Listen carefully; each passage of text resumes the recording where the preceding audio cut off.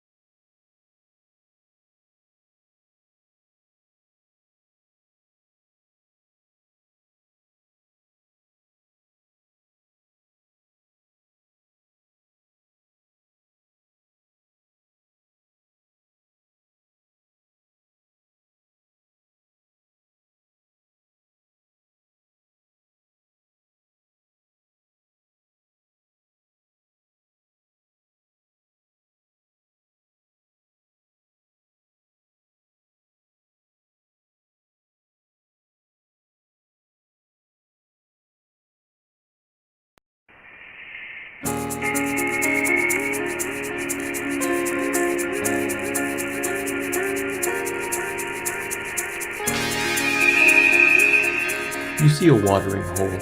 You see a reprieve from the old You dusty see a watering path. hole, You see a reprieve from the watering old dusty reprieve from path, the old reads dusty just path. above the turret, You see like those words that scrawled in scrawl pencil across across the the old dusty path. Most of these things for here. That's how you think of it, anyway. I don't think You you read your guidebook. You see the reprieve away from You see a watering hole, reprieve from the old dusty path.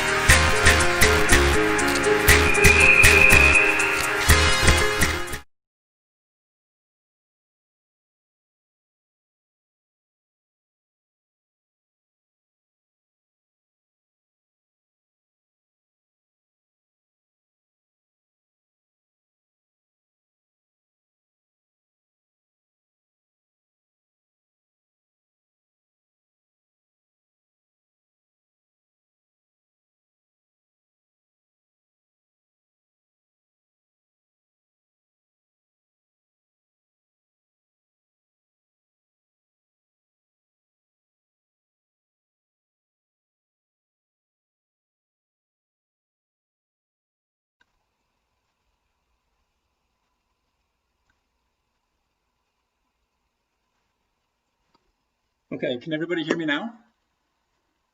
I'll wait because there's about a 10-second delay to YouTube. So thank you guys for commenting and letting me know this stuff.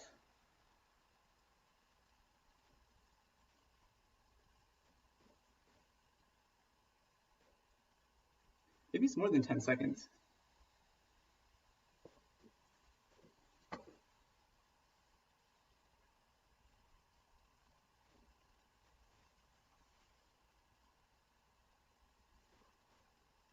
I have another computer over here I'm watching so I can read your comments. Okay, good. Okay, thank you, everybody. So just a couple more minutes and we'll get Grant. I'm texting with him right now. He should be ready pretty soon. And we'll keep you posted. So we'll be right back. Thanks.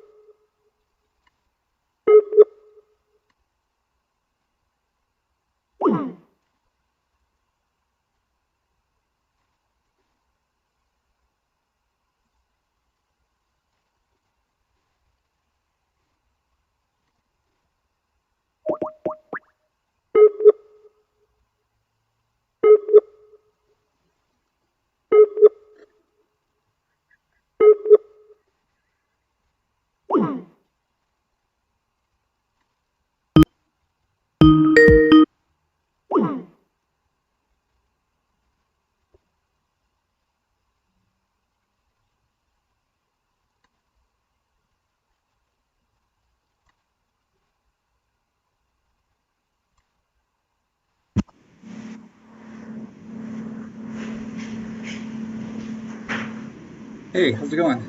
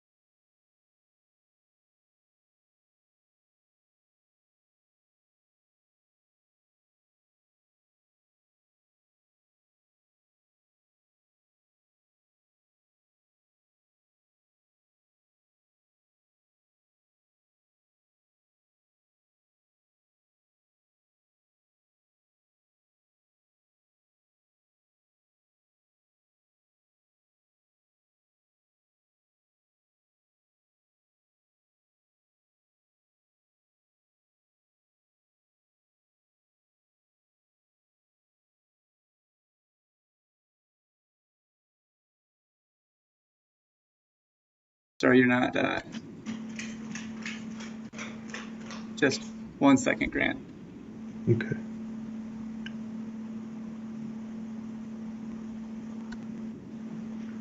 Hey everybody, I forgot to unmute myself again, so thanks for catching that. Okay, so we have Grant Mayhoffer here, and he will be reading his chapter from the Collected Voices in the Expanded Field, and maybe something additional as well. So here he is in just a few seconds.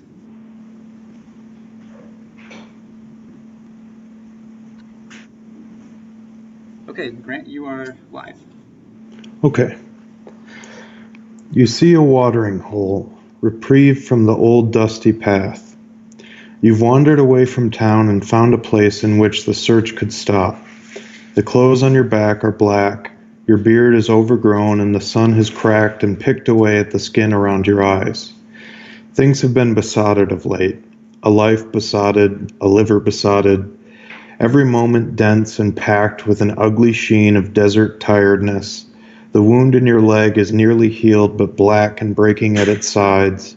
The water you ease into feels warm in the heat of day, and you remove your clothing as the liquid coats your flesh. It is time to rest. You aren't going to be able to rest. It is time to sleep.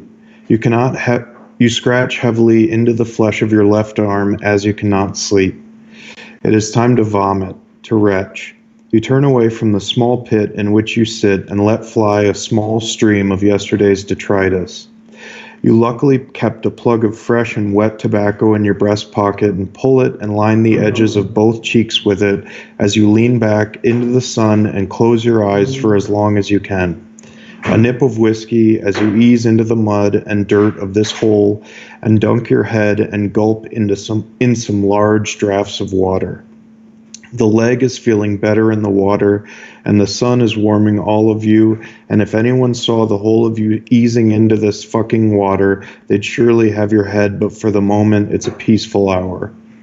The days of late had become long, sunned things sprawling out in front of you like so many steps in a track. The animals were harder to come by, as was the water, and as was companionship, and you had grown obsessed with the little facets of your thought that seemed determined to see your life ended. Remove your shirt, say, and wet it in some muddy water on the ground and place it on your head. Hold a small clump of mud in your hand and suck at it over the day to get some sort of nutrient in you. Eat some bugs, a handful. Eat the breast of a bird cooked quickly over a small fire you've made with one of your last remaining match heads. Finding this, then, in the midday and in the peak of the burning sun against your flesh, finding it and having a moment to rest yourself in this nature's bath of light and the constant beaming presence of the Lord, meant that the edges of your ribs and the jagged bits of your skinnied flesh could find relief, reprieve, a good bit of quiet in the sun, and no more clanging weapons or heavy bags pulling at your legs atop the animal. This meant the thoughts could come, thoughts of the leg, and would it need to be removed. You took the point of your thumb and started to push it into the infected bit of flesh there on your leg there. It felt like cracked painting on the wall, and you mashed your fingernail and skin into the warm center of it and moved it around. You were wincing in the heat of the sun against your face. You pushed in and around and allowed the water you were in to sort of wash away at the wound. You could feel the infection there. It felt strong. It pushed back. You looked down at the blackness of it and could feel your bodies resisting both your movement and this alien bit of flesh rot there. You squeezed your eyes shut and pushed down and thought you could feel the bit of metal that shot and broke off into you. You tried to touch it with the nail of your thumb. You tried to pull it back, and the water you were immersed in was quickly turning beet red. You were pulling back at whatever your fingernail had caught, and you attempted to wedge your index finger into the meat of you and were pulling this small thing from you. You gripped it between your fingers and yanked, wincing as tears ran from your eyes and dried on the cracked mud around you, and you looked and saw a tiny wedge of metal that had caused you so much anguish. You threw this on the rocks a few paces away from you and rubbed a bit at your leg as you inched your way out of the water and laid back onto the hot ground in the sun and drank from a canteen you'd kept with your things and chewed down on the tobacco as you pressed your shirt into the wound to stay the bleeding and resisted the slow urging of sleep. You couldn't rest then. You had to remain awake with the pain of the moment, or you were just as likely to choke on your own blood or spit and wake up dead. Everything in your head was saying to quit and let go and rest, and it was this you focused on as you drank the remnant mixture of water and oily coffee as black as pitch from your canteen, and the sun coated your flesh in sweat, and the glimmering of you danced over this pathetic scene. You woke with the taste of beer pouring over your lips. You slowly cracked your lips awake and looked up and saw a black spot in the burning sun and opened your mouth as beer poured into it, and you recognized a face from somewhere and drank heaving draughts into your throat, and it was covering your face, and it was the most heavenly thing you've tasted. Perhaps your body would right itself, and that wasn't exactly the concern. Perhaps this moment would be stretched out and you'd wind up on some doctor's table. Perhaps a nagging wolf would come and bite the remnants of you in the end. Perhaps you'd be dragged into the city. What was important was quickly changing, you realized, as you stared up at the face and couldn't make sense of it. You couldn't find stability, and it irked you more. You opened your eyes as wide as they would go and only still saw fragments of dark and light. This was a moment in a sequence of moments. Your little pool, your wound, the taste of ale. The moment stretched out and distended like the walk that would have brought you to this point if you could remember it. The agony of riding thus, the agony of the fragments of it entering you, another wound at the bottom of your back, ragged and healed over wrong. The entirety of it healed over wrong. A family left behind, work left behind, work in the fields, work in oil, work in tending bar, all of it a sequence of moments now connecting to this hideous moment and realizing maybe that you're at your end and that this is the end of you and you welcome it. You look up into the pox of light and the pox of dark and you welcome it. Unaware of where you're being taken, but still this progressing. Unaware of who's taking you, but still this sense of warmth, another body there. You close your eyes and then ease into the pain of it, a sort of reprieve. A minor moment in a life of minor moments, and you sleep. I think that's all I'll read. Okay, cool. Well, thanks so much for coming on and reading and contributing. Yeah, thank you. cool. I'm just going to transition out quick. Okay.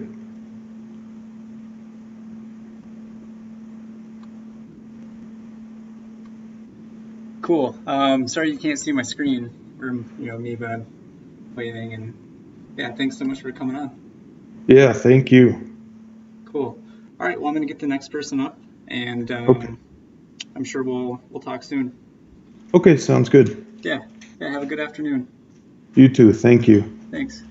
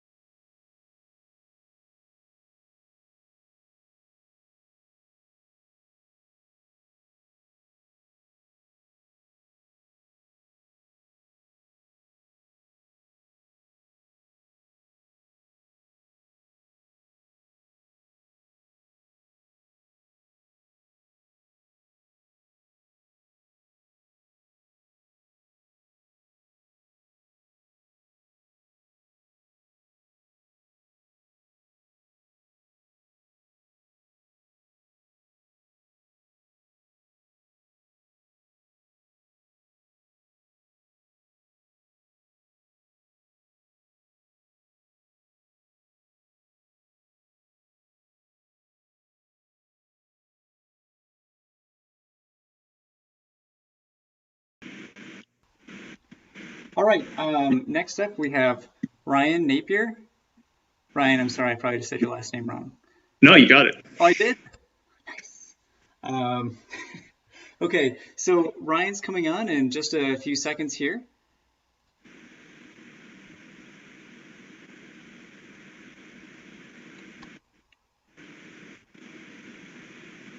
Okay, Ryan, you are live. All right, excellent. So I'm going to read section from my chapter of the anthology. I wrote this back in December, and it feels very belated now, considering it's about travel and it's about imperial decline is sort of in the background of it rather than, at the forefront as it is now. So, yeah, as I was rereading it to prepare for this, it was interesting to find something that I had written turned so quickly into an artifact from another era. So I'll read about half of it. You see a watering hole, reprieve from the old dusty path. That's how you think of it anyway, because according to your guidebook, the city began in the 1st century as a way station on the Roman road, a place for travelers to eat and sleep and cart drivers to water their horses. It became much more, of course. Over the next 100 years, it grew into a major trading center with an amphitheater, a forum, baths, and a large community of Christians. The city reached its peak in 1228, when a pretender to the Byzantine throne proclaimed it his new capital. He was captured and blinded, and the city sacked. Since then, the city's been ruled by Italians and Greeks, Ottoman sultans and Holy Roman emperors, fascists and communists, each stacking the stones of its empire on the ruins of the last. Today, it's the 3rd largest city in the country, its port a popular destination for cruise ships. Your guidebook recommends spending a day here to see the ruins of the Roman Forum and the Archaeological Museum. You've been driving since morning, following the highway along the coast, squinting into the bright Mediterranean sun. Your only meal was a dry ham sandwich at a rest stop, and your bladder is full. The city is as much a relief to you as it must have been to the first travelers who stopped at the way station 2,000 years ago. From a distance, it looks beautiful. The white buildings reflecting the setting sun, the golden domes of the churches, the purples and blues of the sea. But when you get off the highway and onto its clogged streets, you see the shattered windows, the graffiti, the men and women sleeping in doorways. This part of the country never really recovered from 2008. Unemployment and homelessness remain high. Last year, a right-wing government came to power, promising to fix the economy and clamp down on migrants and refugees. As you approach the port, you enter a cleaner, more modern part of the city. Signs glow in the dusk. Zara, Gap, Nike, Sephora. This is where the cruise ships dock, releasing their passengers for a few hours to photograph the Roman ruins and shop. It's also where you're staying. Your hotel is on the city's horseshoe-shaped main square, looking out onto the sea. You leave your rental car with the attendant and check in. Your room's on the 16th floor, and after unpacking, you stand on the balcony and watch the tiny figures shuffling along the promenade below. A long day of driving has left you with a clammy, in-between feeling, tired but not sleepy, empty but not hungry. You go down to the hotel bar and order a Heineken. It tastes like it always does, perfectly fine. You find yourself strangely moved by the reliability of this mid-tier lager. A Heineken never disappoints. It promises so little, but it always delivers.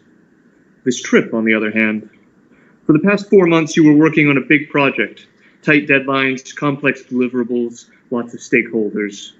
You finished on time, but it required some 18-hour days at the office. By the end, you were exhausted, and the metallic taste in your mouth wouldn't go away no matter how many times you brushed your teeth. So you decided to get away, to recharge, as you told your family and friends.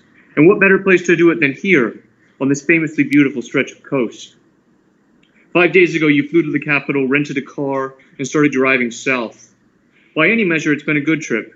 You've stopped at seaside villages, visited museums and monasteries, and eaten fresh squid and artichokes. The metallic taste in your mouth is gone. The fog in your brain has receded.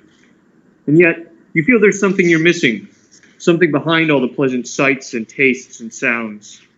You can't explain what this means, even to yourself. It's a vague sensation, not even disappointment exactly. You've had a good trip, yes, but you're beginning to understand that you wanted something more than good. The next day is cloudy and humid. You start at the ruins of the Roman Forum, which are 2 blocks west of your hotel. A sign tells you that the Forum was built in the 2nd century. To see it, you have to walk down several flights to the original level of the city. Most of the ruins are low walls and vaults, niches where merchants would set up their stalls. A couple of columns survive, possibly from a temple or an administrative building. You walk around for half an hour, climb the steps back to the level of the modern city, and buy a gyro and a Coke. After lunch, you visit the Archaeological Museum, a big brutalist slab of a building, a concrete tomb for the city's antiquities.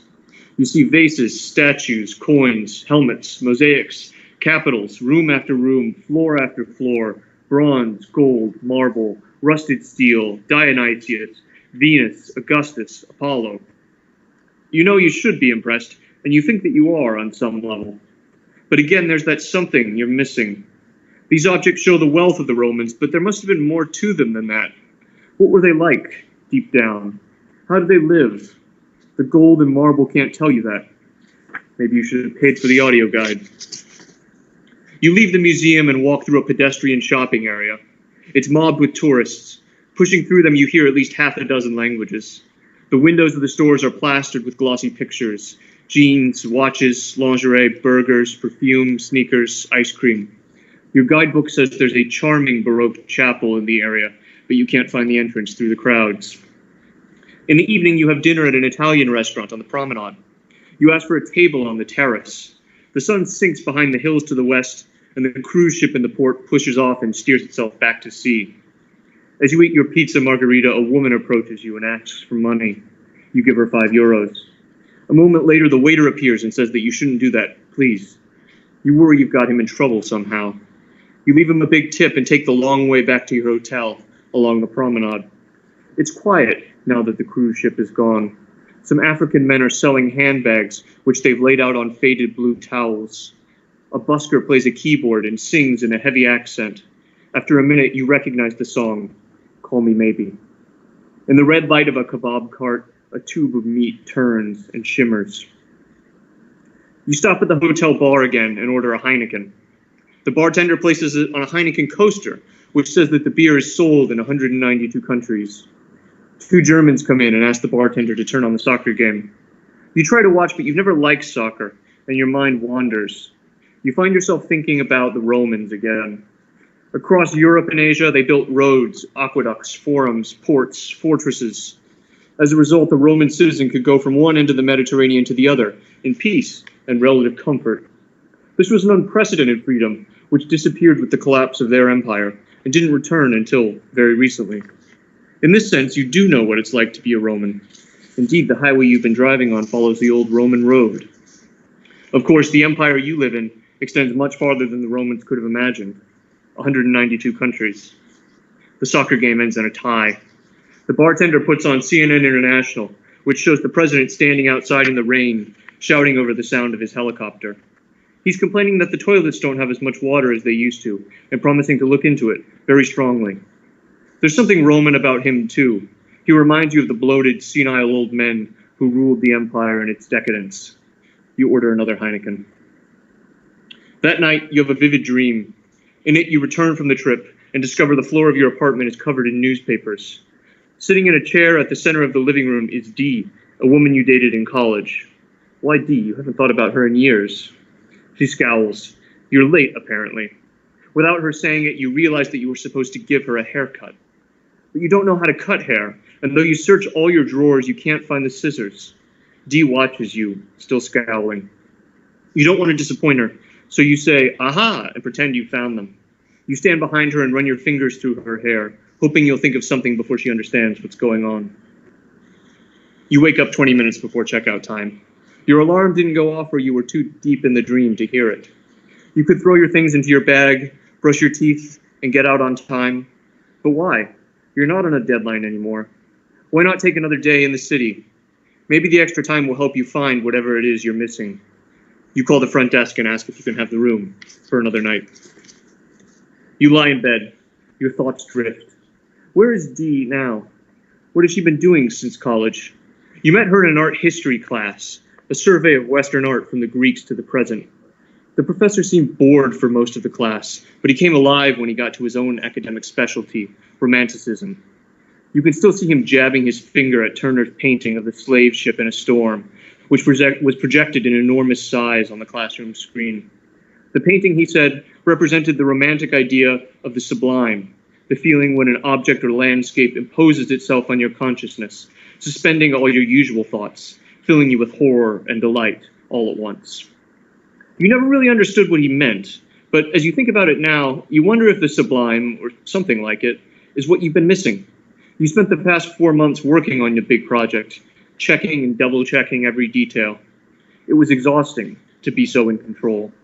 On some level, you hoped that all this history and beauty would cut through you, take hold, make you a little less intentional, less avid, less knowing.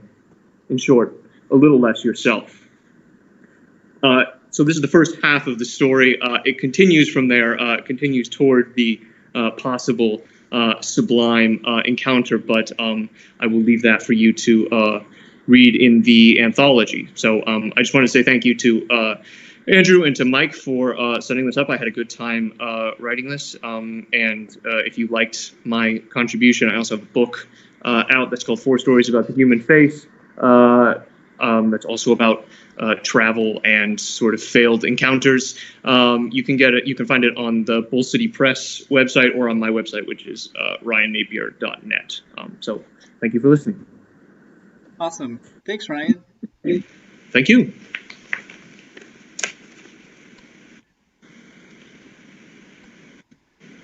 Okay, cool. I just put up the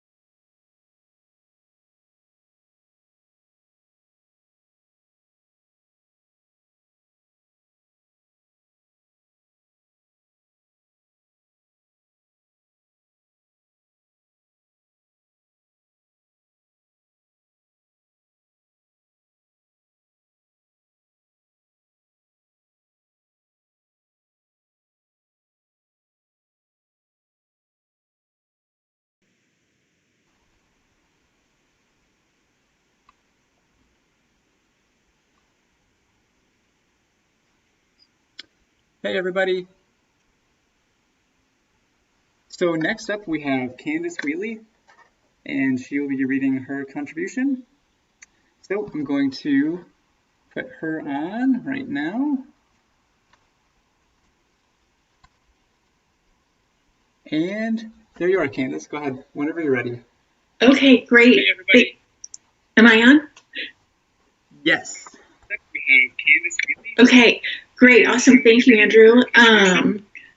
Thank you to 1111 and Andrew and Mike and just the whole team. It's been great to be a part of this project. I'm really proud to have a piece in it.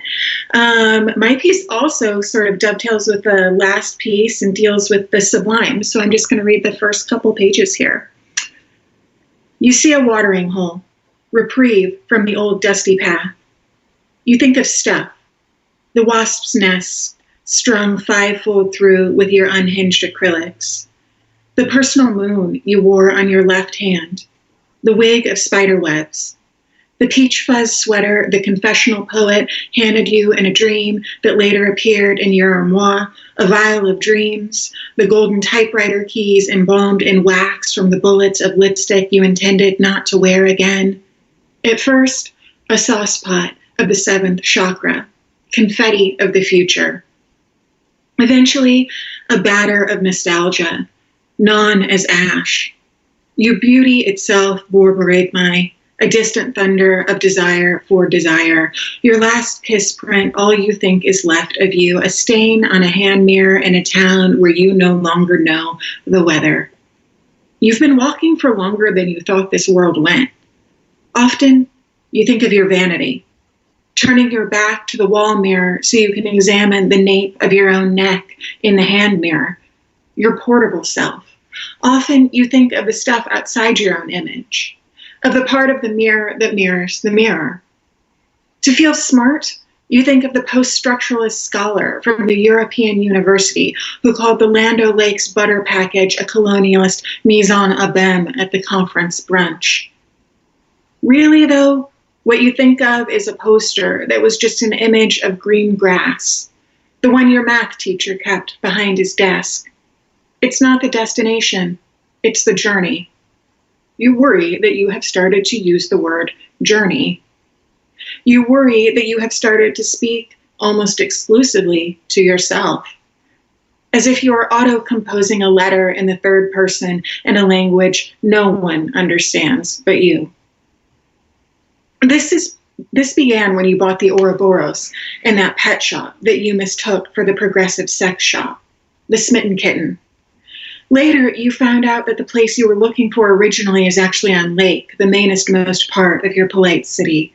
This all happened then because your new grad advisor was totally correct. You are an assumptive thinker. You assumed the adult store would be in a fringe district, pushed out of the sightline of families going to the farmer's market or the children's theater or whatever. The Smitten Kitten you find is a black steel door between the front of an Ethiopian restaurant and a 3-story gay bar. As you inhale a mixed scent of legume stew from the restaurant and detergent for a bubble machine from the bar, you wonder what city planner permitted this kind of zoning. A strange scent tumbles down the steps you climb to the Smitten Kitten. Something like artificial watermelon and bodily gas. Something like if one of the My Little Ponies you had a stable full of as a child came to life and actually used the pasture you built them out of popsicle sticks for shitting. It's not the worst smell. You assume it is the aroma of some variety of edible lube. Despite the odd sounds, a heavy splashing, a fan set up too high, something like sandpaper rubbing against sandpaper, and a moan distorted as if processed through a bad record player. You continue up the steps. This is probably one of those peep show places, you guess. You've only lived in the city for a few weeks, but just like when you did that summer seminar at Tulane and everyone insisted on telling you right away that liquor was street legal in New Orleans, everyone here wants you to know sex shows are allowed. Because this information is entirely unsolicited, you've begun to wonder if people are seeing something in you that you don't see in the mirror. The splashing, you realize, at the apex of the staircase is from an iridescent fishtail spanking against the surface of an enormous aquarium. The fan is not a fan at all, but the feathered flappings of something with both wings and legs. The moaning is just Tom Waits grumbling from an old radio. Windowless, the room is crowded with wire cages, terrariums, and other variety of enclosures. You can't determine where the sandpaper sound is coming from, although you can feel it in your body, a euphoric tingling down the back of the neck and along the crest of the scalp. Lately, the only sound that has satisfied you has been the wicked staccato tap your largest geode makes when you slam it against your desk. You've been working on your dissertation for too long. So long you started again and rewrote it accidentally, am I right? The voice comes from the same direction as the satiating sound. In fact, the voice itself fills some need you were not aware of. When you turn to face it, you are too seduced to be startled that it comes from a person whose floor-length hair is writhing. Little long serpents, you realize. A Medusa. No, honey, nothing Greek like that. This must be true, you reason. Looking at Medusa causes instant death, and you are still alive. You step forward for a closer look and understand that the sandpaper sound is the hair snakes rubbing their dry scales against one another. Do you mind if I ask? You hesitate in case there is some taboo against asking unidentified creatures how they identify. I'm a pythoness. That's a soothsayer? Look at you. The pythoness winks and moves in your direction. What are you? Some kind of ancient scholar? You were about to say no, you're just a grad student, when you realize the pythoness is teasing you and is suddenly very close. They smell like white sage and clary. You think of the first time you felt like this, watching Joan Crawford dressed as a cowboy in Johnny Guitar, and you remember you were actually looking for something else. Everything you need is already here, the pythoness reminds you.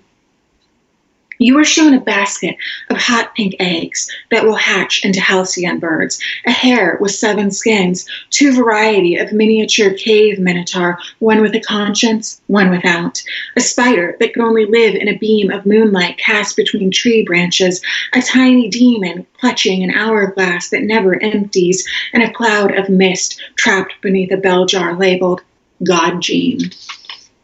Next to this, the locked cage, wherein you meet the Ouroboros.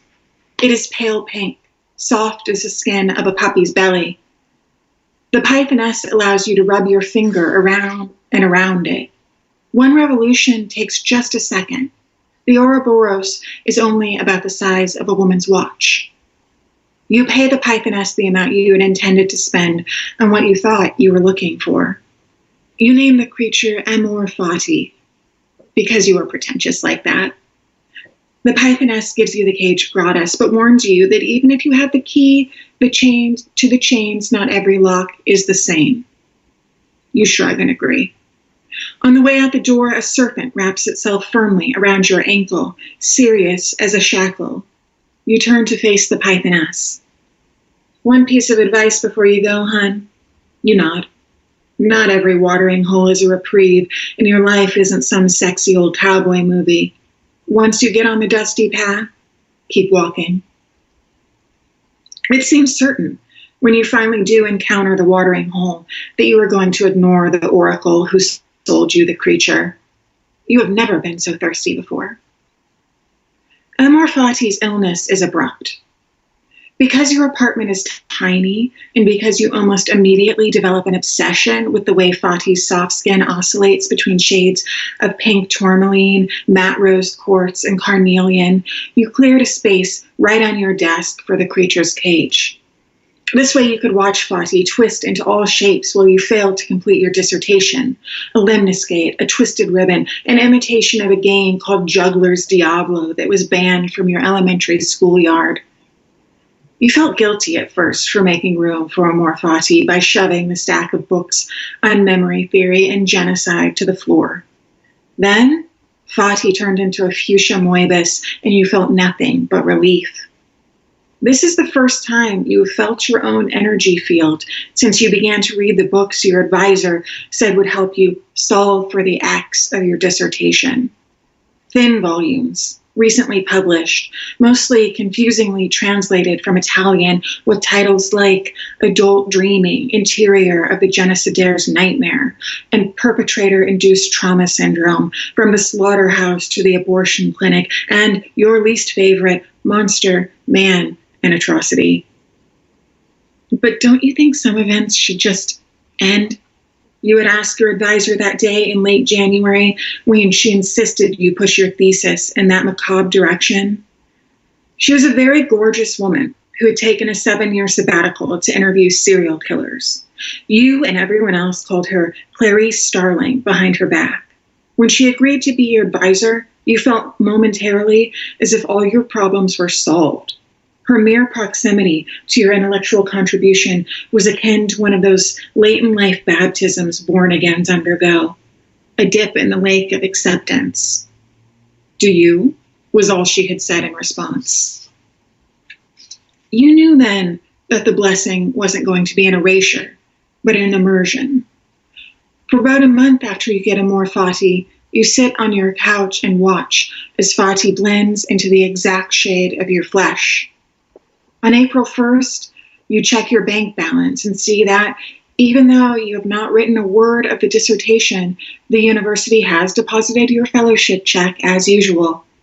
Your feelings for Fati deepen into reverence, as if you are moving in reverse, from love to infatuation.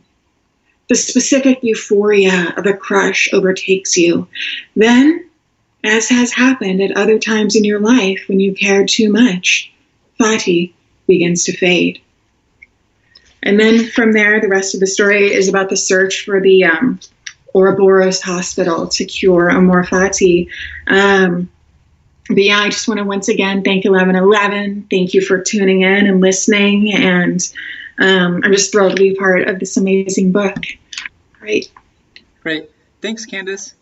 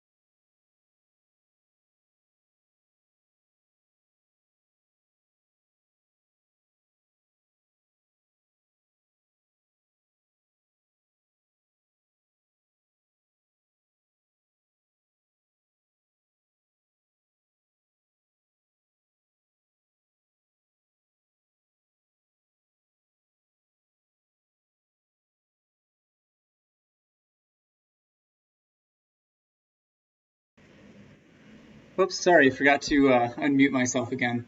I want to thank Candace for doing her reading. And next up, we have Judson Hamilton, who will be reading for us. In just a moment, let me get him up here.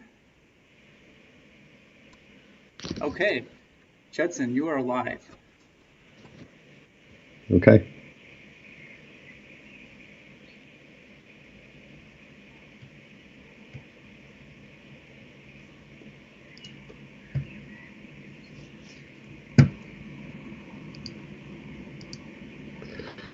You'll see a watering hole, reprieve from the old dusty path. At least that's what they'd said. I found myself on the road again. The sun beat down on the parched land, raw and tart like a lemon devoid of zest. I had a chalky dust in my mouth that tasted of sour chemicals and despair. It was so bitter that it made my molars swell up with saliva. I kept retching, but nothing would come up out of my empty stomach except a whitish bile. Parched and with little in mind save the heat and the lack of food in my belly, I stared at the watering hole from the path. There was a shimmer and bend to the air over the glint of its surface. Paranoid, I looked around but could only see dunes and a pile of red rocks. I turned off the dusty path towards the watering hole. I stumbled forward like a misused toy. My feet were killing me, blistered and sore from too much of this. I could feel as well as mentally calculate the distance between me and the hole, but oddly it never drew nearer. I stopped, perhaps naively hoping I could magically pull it towards me like on a carpet, but it stayed put, and I sighed and tried to swallow down the bile at the back of my throat. Frustrated, I looked up at the blue sky. No clouds, no relief. I gathered my strength, fixed my sights on the hole, and redoubled my efforts, taking long determined strides towards it, only to end up falling face first on the ground, exhausted, and puking up what was left in my stomach from a breakfast consumed far too long ago. From all fours, I looked up and saw the surface of the water, blurred with heat. I could smell it, that ionized smell, like just before it rains. Needing to assess the situation, I got up, dusted myself off, and stumbled sideways to a pile of red rock, which to my chagrin I had no trouble reaching. I took refuge from the sun on its backside, huddled into what little shade it had to offer. Hugging the rock like that, I saw some white markings against the red background of the rock, and focusing more closely on them, realized that they formed a kind of primitive map of the area. Squinting through the sweat running off my forehead, I recognized primitive pictorial representations of the road and several skinny gnarled trees I'd passed on my way. These were all connected. I leaned in again, trying to get a better look, and through the spider web of lines faintly connecting all these disparate elements, I could just make out a stick figure, arms spread out at the center of it all. Then I heard the muttering of starved men. 12 skinny men came out of nowhere and knelt down at the edge of the watering hole. In unison, they leaned forward, pushing their faces into the edge of the water, and drank. They drank for a long time, gulping audibly. They drank and drank until their bellies were swollen and filled out. Finally, they lifted their faces from the pool of water and gasped together. They collected themselves, wiping the water from their faces before staggering to their feet. Now all 12 of them, like hours on a clock face, began to circle the water slowly, their stomachs growing with each turn, round the hole in time, until they all had perfectly identical round protruding stomachs. The distension and odd weight distribution caused them to fall over on their backs, and while they struggled to right themselves, grunting and kicking helplessly, a small cackle of hyenas kicked up dust and scampered out of nowhere, set upon them tearing at their entrails. Loud popping noises could be heard, and the tearing of flesh as their skin, stretched as it was, popped open as the frenzied pack punched their snouts in.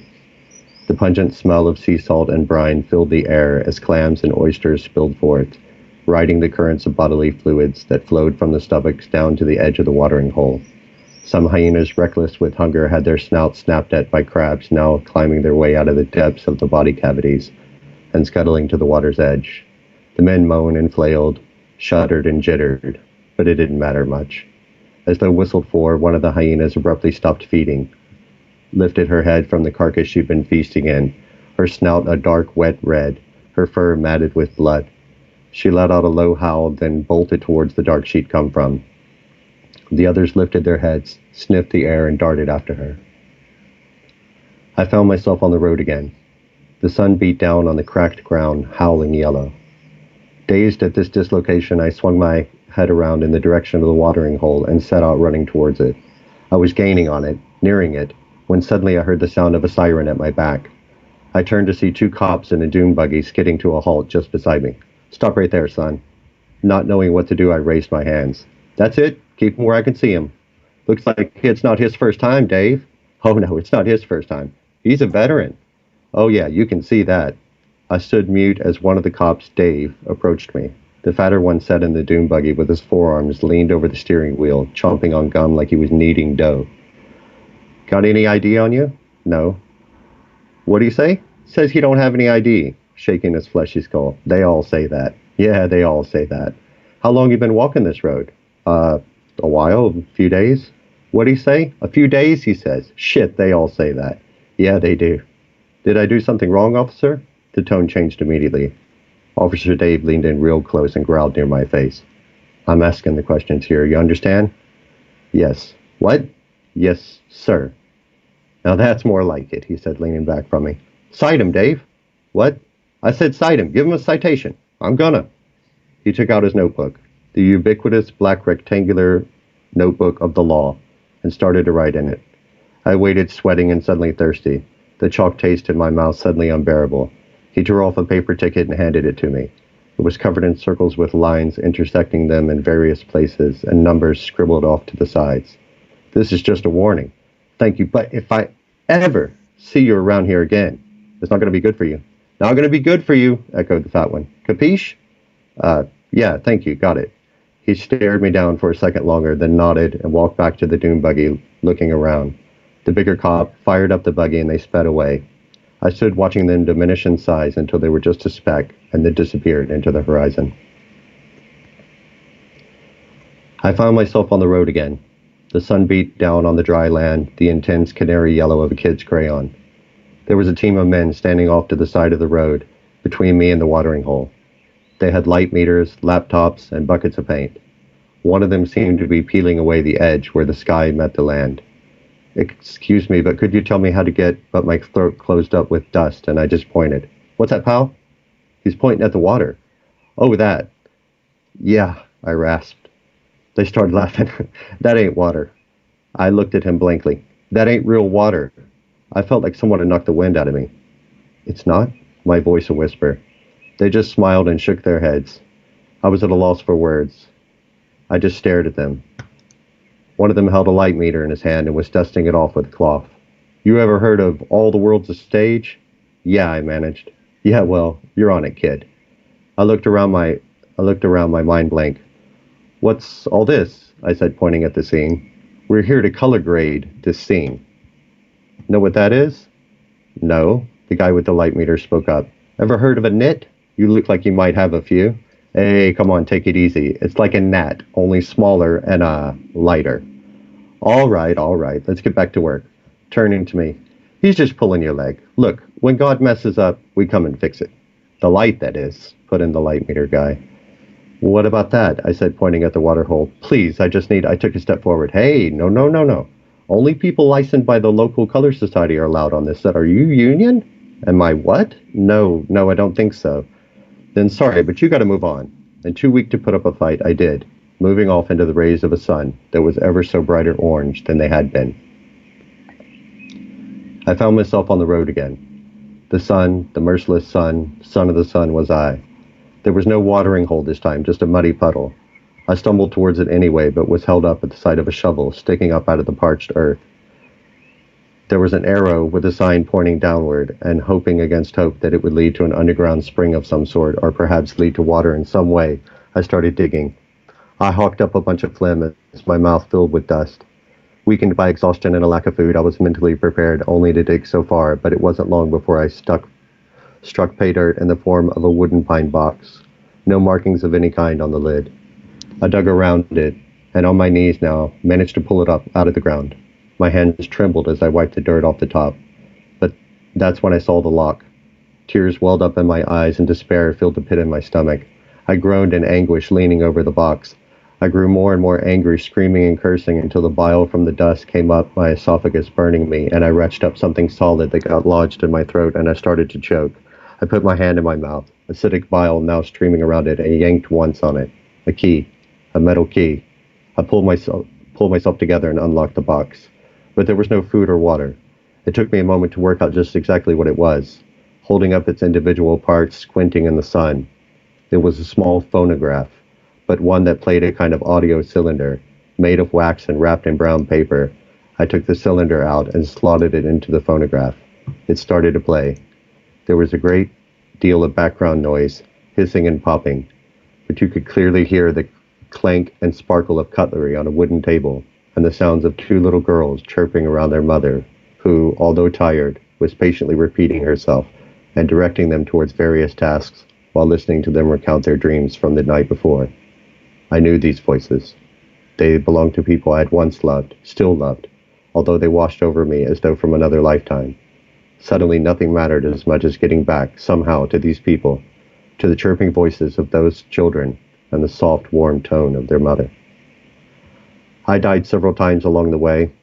I stepped off the road and was greeted by self-righteous knights and mad despots, luxurious harems and desert witches, and I died each time, beheaded, flayed alive, drawn and quartered, shot by marauders, asphyxiated at the pinnacle of orgasmic pleasure, turned into a toad and left to dry out in the sun. Each one became a cell in a kaleidoscope of pain. Death, rebirth, round and round I went, until the colors all bled into one, and it was just black on black. Finally, the multiverse ran out of variations, and having paid my karmic debt, gave me what I craved. I was weak as I neared it. I had no excess bodily fluids to spare, or I would have wept. I knelt down, my face inches from the water's edge, my knees soaked through with it. The smell of water was overwhelming. I cupped my hands together and drank and drank and drank. I drank until I was sick, then lay on my back laughing under the sun, laughing at the sun. You can't hurt me anymore. Then drank some more. And as the sun set and the night, merciful night, crept up and into the sky, I bent over to get one more mouthful. I saw myself. Really saw myself. I was sunburned and wrinkled, dusty, my features haggard. I looked desperate and defeated as I watched, before my very own eyes. My skin began to sag and droop, the wrinkles deepening. Next it turned ash white, all of the color gone from it, until it was dry and brittle like parchment. It started to flake off more and more, and float off on the dusk breeze in a fine, chalky dust. I threw my head back and howled at the pain, as my very being was stretched across time and space until it snapped. But what came out was nothing more than an old man's tired and feeble groan. Then finally there was darkness, and reprieve from the old dusty path. Thanks, Judson. That was great. Thanks. Thanks for having me.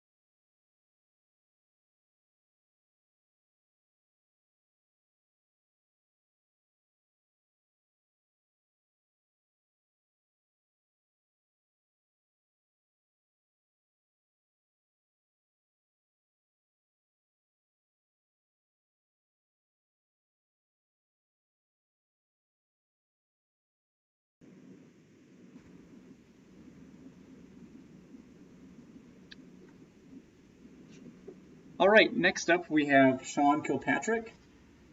And I'm going to get his stream up here in just a couple of seconds.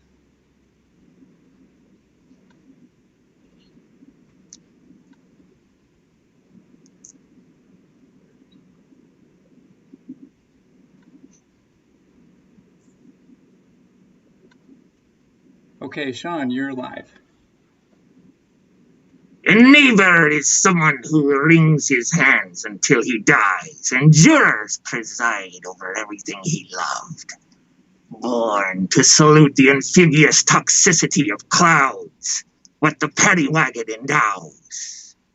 Years palpitating through the wreckage, trained in caves, spread on dervish, plucked like rebab's sweaty pastures, make their frowns molecular.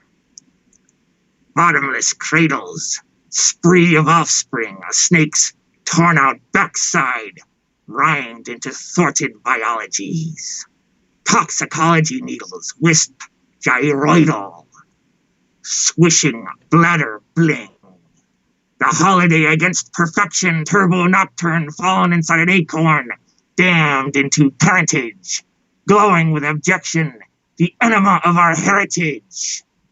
These were the little stone apples in her teeth. This was her ocean of dandruff seen on screen.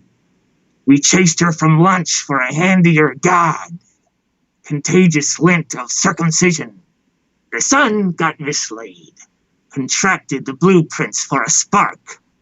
It was pregnant with me, back when pregnancy was a thing. Had to close your eyes to reach gravity, but there is no lucent doing I concur with. No such glow.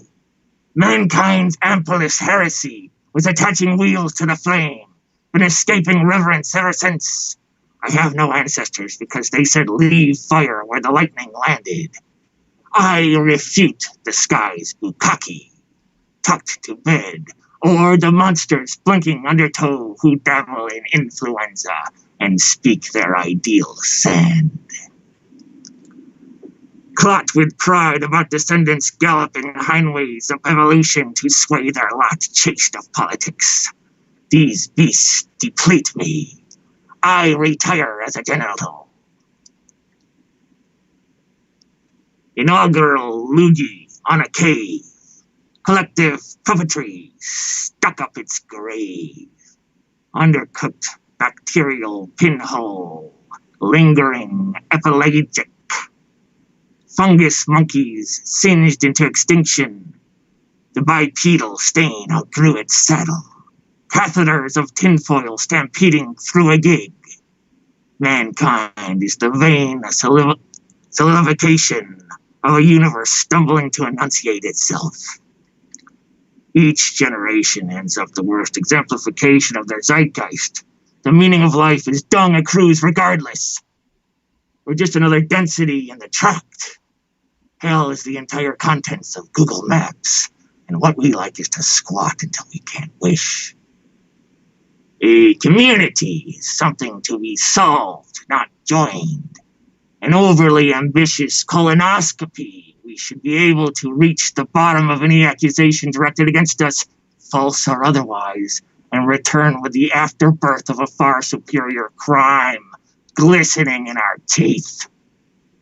Suicide's all theory till you fall in love. Recall what affectionate moment returned shy of pure lampoon. Born front toward enemy, on the battlefield where we kiss our predators. If somebody plucks their tongue out and hands it to you for a present, the hidden message is take the fucking thing. Birth revokes your rights, so pee into the bandage. Proof will never grow whose, beautiful as Satan's, is we can draw their likenesses without wearing them. On a megalomaniacal whim, we back up the birth canal like chunks of auto-raping traffic incestuously reversed alive. When we say moral obligations exist, we are bluffing to inflate the hive. The nervous system shimmies between event and want. We're just the detritus of our habits. Self-barfing chain store serpents with hides of grocery bag. Gunshot trauma for a jaw, hair wadded, laxatives attached by the receipt. Trash on feedback, yodeling up our reflux. Vigilante of our own sentience, simulcast hum, toppled communal, sucking accidents like crack. Hominids were built to flinch, can't go fishing in each other's cavities. Touch guts across the rubble. Not every cry is a cry for help. Which deceit, conduced from cells to likability, tricked this many of us born? What fluorescent peekaboo clawed us out of incubation? This fool's gold of bulk cognizance. A portly fauna, spanked a proud amount. Our shadows perform seppuku before the sun comes out. Constipation's how my body keeps a lone interior darling in defiance of the earth. What actually happens is just intellectual dessert. The days wash over me like crystal Pepsi urine. A couple clutches chemicals by the baying decimal. Polish your secrets against a heritage and hope batteries of kin survive the raffle. A majority of passers-by have lived forever, right in our face. Their hustle is bloaty with the dopaminergic teeter-totter one horks off each boundary once eclipsed. Ideologues lanced with their fingers in their Hades. The Big Bang is the first lighter strike where hell began. Cross swords with me inside a simile at the peril of every toilet. Read the leaves in both our bulimia. We have been drafted into history's armpit. Supernova octopi smearing our eggs like creatine on a tombstone. Art is a church, independent of practitioners. This beetledom of savior cogs peruses, bowed beneath a penance. How much adrenaline can God siphon off his clutch before heaven locks him out? Blood answers rejection with more beauty than a song. That's a song older than singing. We like to bitch about the champagne between our acne. We learn to chafe by any stride which might unite us. Our endocarpic weight, tongue to asshole, rib cages bolted through and masticated in a row, clapping with the gloves on, frisked by our own rewards. Since syphilis. Marriage is just decay bait. Dogs don't require walls to shit in public. People want their maniacs explained. There were too many of us before we were mammals, slumbering in Eurasia. We only see ourselves when the plexiglass is slippery. Let's be the laughingstocks of our autopsy table. I to us, the first and worst pronoun mishap. I only ever wrote to burn my fucking name to the ground. I indulge alphabets to key my cum. Draw a scab on every blowjob before laps got refereed. I want to deserve everything that's been done to me because I thought a thought. When I say boo-hoo, I mean it dangerously.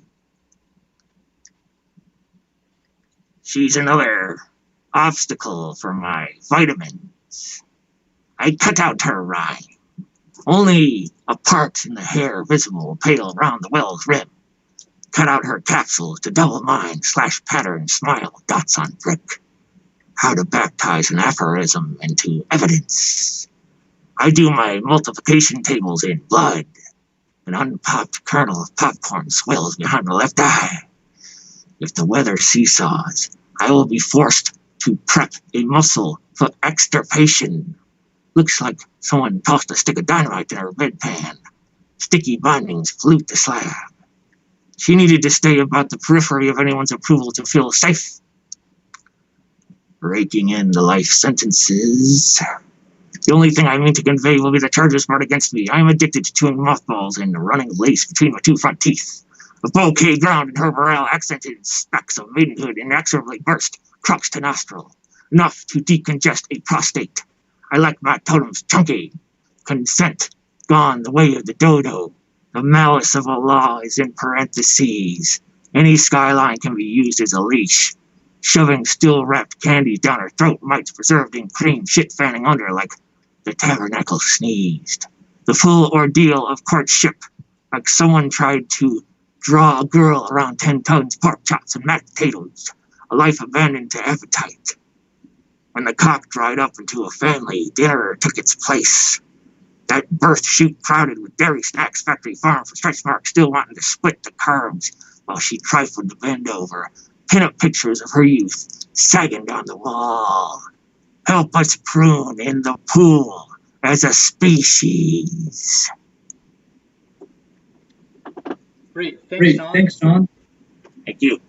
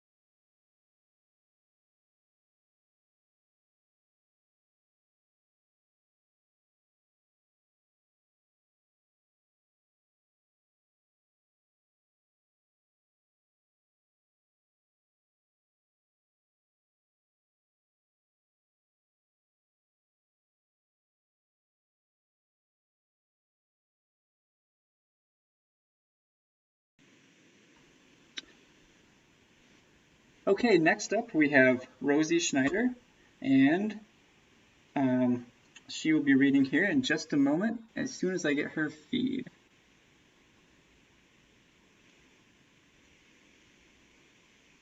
Okay, Rosie, you are live, and feel free to begin whenever you're ready. Cool. Good evening from Cambridge, England. So I'm Rosie Schneider. I have a book out called A Hypocritical Reader by Dostoevsky Wannabe, and hopefully another one coming in a few months.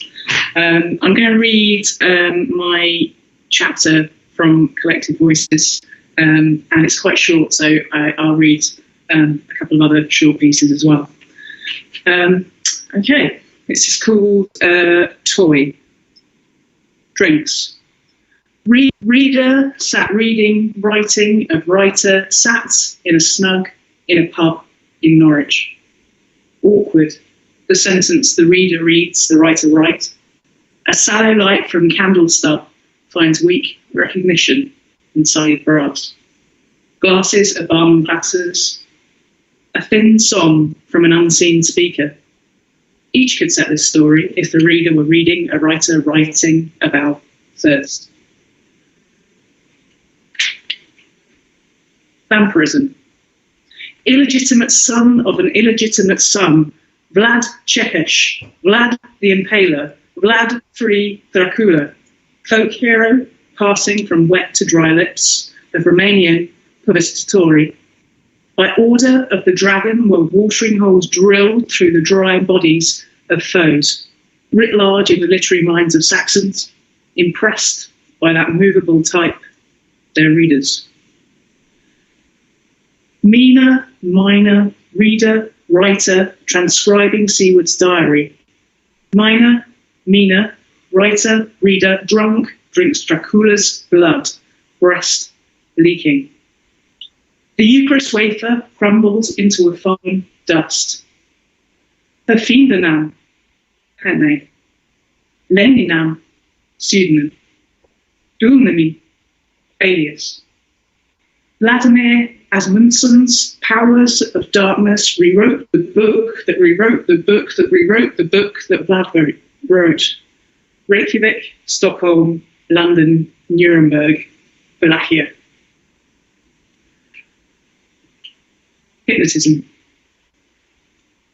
Concentrate upon consistency in the text as it rolls past you. To tick, to tick. The staccato perfection of the letter forms becoming the hedgebacks and telegraph poles of a trainscape. To tick, to tick. As you trace the letters' backs, heaving horses, attractive moon, be aware of my voice. Hear in these words the meanings we share. The hummock terrain, the skyborn bird, a signpost. Feel your imagination becoming realised, and when the time feels right, surrender to it. Letter, syllable, word dissolves. Wa, o, letter, syllable, da. In the mouthscape, beneath the terrible mollusks of tongues, the path of text crumbles to skin the fluid within.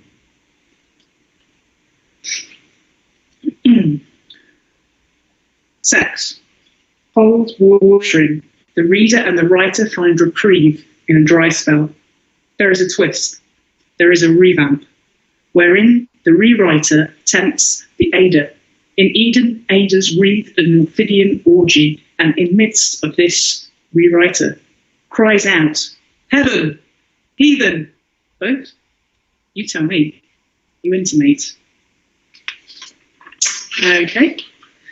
Nonsense. You write me off, walkway clean, new from the reprieve hole, ring, water hears you, but really they're just words. Reader, am I a writer sat, not in fact in front of a typewriter in the late 20th century, resisting a cue, listening? Query the preceding sentence for what might most profitably. Dichotomy. Dichotomy. Wet, dry, aged youth, fecund, barren, ugly, cute, reader, reader, pumpkin, eater, MAGA hat, wife beater, dog, cat, dog, writer, writer, bullfrog. Tradition. There I was, a young woman in a wet minute, being written up by a girl putting out the sun. It is not like the old men say. Are there wild deer on the moor no more? Yes. Unreal red stags with radio collars, yellow ear tags embossed with ISBN. movie trailers for soon-to-be bestsellers. It is not like the old men say. When experiment jaws, we were in Mirrorsburg, crying, "Oh, oh, open the floodgates, close the floodgates." Are we not an open book? Okay, so that's the piece for Collected Voices. I'm going to read a piece that came out in this book here, Liberating the Canon, edited by Isabel Weidner. They're a wonderful writer, and this is Dostoevsky won't be again. This is called, just 1 second, this is called Bingo the Drunk Man, and it's a game of bingo designed for lesbians to play in a pub when they're being accosted by a straight man. It's a wonderful game. Okay, so Bingo the Drunk Man. In arrears, ear rent for the knight errant. Errant knight rent by drunk man erring, error prone. Drunk man's speech wound, wound round in inner ear, inertial reels whirring. Errand of mercy me, oh drunk man, I hate you, get up. Errata. 1.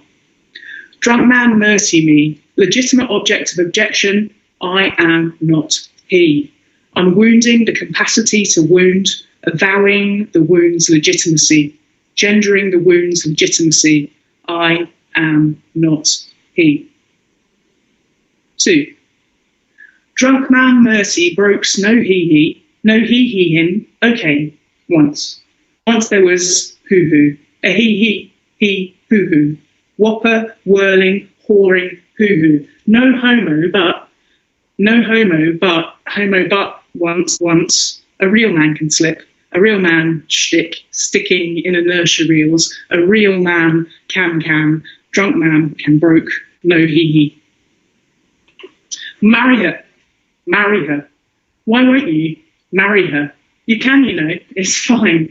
I will buy you a drink. No thank you, drunk man. I hate you. Get up. 4. Drunk man have many ho-ho friends, homo fiend, homo fend, homo filler, homo font, a hoo-hoo friend, a teen girl, screen girl on lustrate, a teen girl, screen girl, good friend time, a her, with purple hair. You know her? No? So much in common, in commoning, in coming, so much in common in coming. Tell me what you do in bed. 5. How do you do it? The he do in the do. Said that, did I? That I did that once. No homo. How do you do? How do you who do though? How do you who do the do? Wandering wets the point. 6.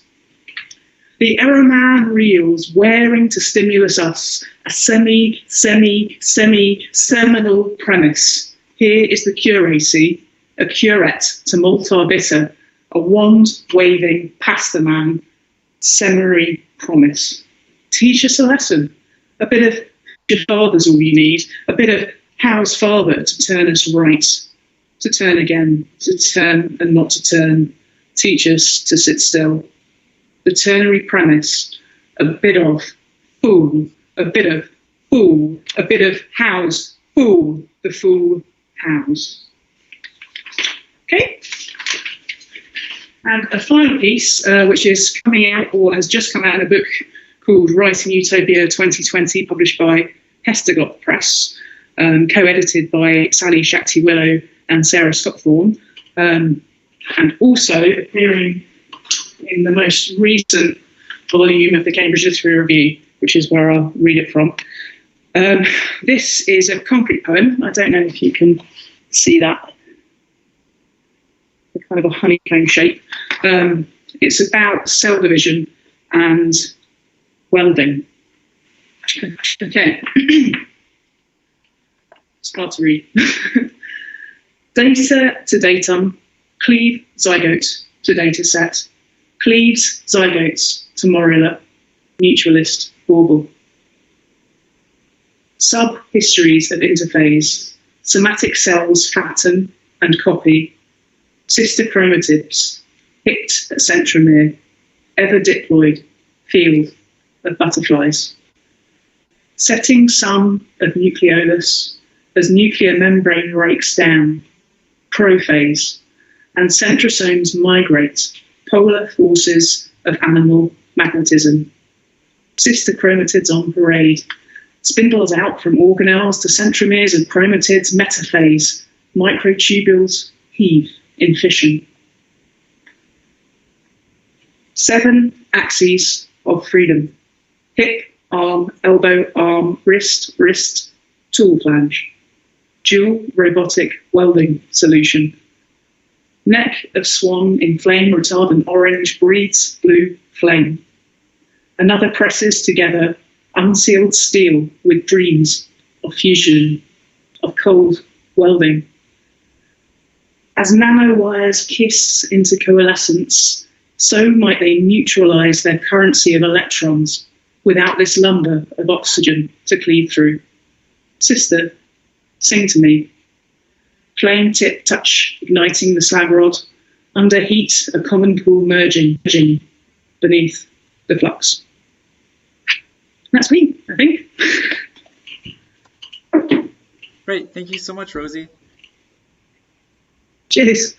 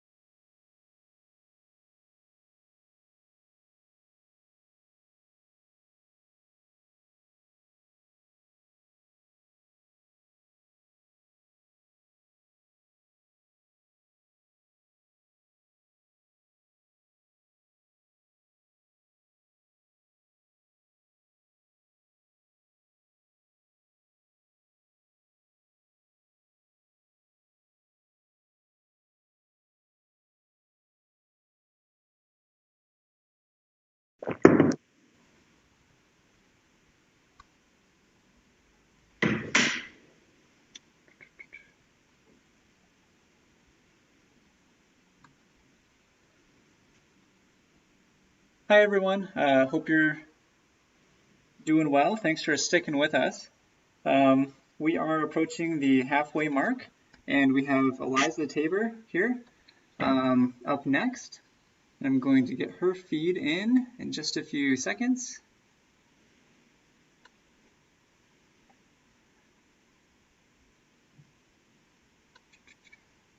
Okay, Eliza, you're live. Feel free to begin whenever you're ready. Okay, so I'll go ahead and read from Collected Voices. You see a watering hole. Reprieve from the old dusty path. Water and clay mix. An inescapable hybrid.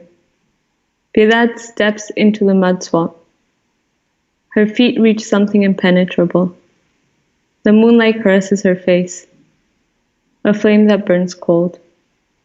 She becomes an infant. Mother leans down, combs the hair off her face, and makes the sign of the cross on her forehead. An adult again. It is the wind and my thumb. Mother died pointing a pen at a map. An ink stain above the name of a buried city. Alunizaje. Slivers of vitreous black where lash lines refuse to touch. The body exhaled her posthumous words. You will be a queen in my home. Where earth meets sky, a castle on a mountain. Far enough to protrude from the horizon. Ilusión leans out of the only window on the highest dome, extends her hand, caresses the dove. It is perched on the pole that extends from the frame over the precipice. Mouths something inaudible. Let them fall. The bird opens its wings, dives into the abyss. All its feathers fall off. Snowflakes moisten and cool Piedad's face. Everything is turning white. Forms soften under a blanket. The raw red body, the color of a second-degree burn, but does not dry. It does not drop, but rise. It reaches the sun.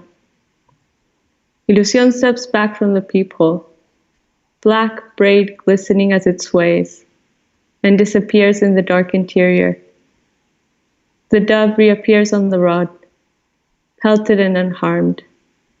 Don't feel, act mad. Piedad kneels.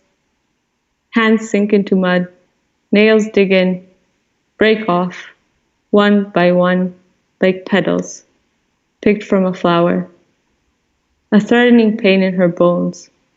Bum rests on soles. Head and back lie on soil, which gives way to concrete. The ornate tip of a paved skyscraper pierces her spine. The mixture of broken stone and water below her becomes lava. Fear lulls her to sleep. A body afloat in dreams does not burn or drown. The scaled palms of the underworld's residents keep her lifted above the molten rock. I wish for a way in. Those that hold her step aside. The magma flow ceases. A tunnel opens. She lands softly on a placid body of water. In the dark, she sees things that glow. The stars, the steel skeleton of a building, pairs of floating eyes, the wet open mouths of animals, and the wedding band that once belonged to her mother. This is Alunizaje. The moon replaces the sun. It makes some beings emanate light. Others stay in the shadows, conceal parts of themselves, and whisper chosen words. They approach each other with care. The ring on her outstretched index is a magnet. It pulls her to the shore and out. What am I pointing at? A house lit from within. A family seated around a served table. They see her watching them. Their faces express surprise, turning into fear, her own, reflected on the dining room window, an inescapable otherworldliness. There is no inside. And now I'll read an excerpt from the third section of An Archipelago in a Landlocked Country, which is my lyric ethnography set in Neuland, a Mennonite colony in Paraguay, and Caimoclim, the neighboring Nivacle settlement. And this is the advanced reader's copy. I was born in Paraguay and returned twice in the past 10 years.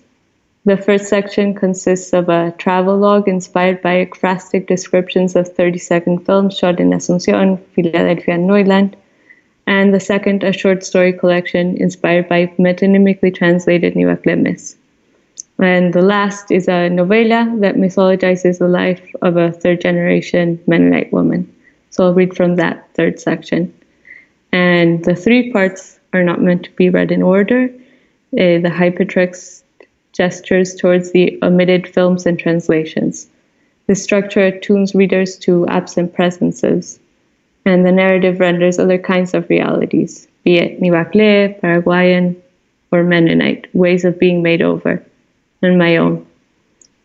And this unweaving technique is inspired by Nyanduti, which is a spiderweb pattern created by unraveling threads from a fabric.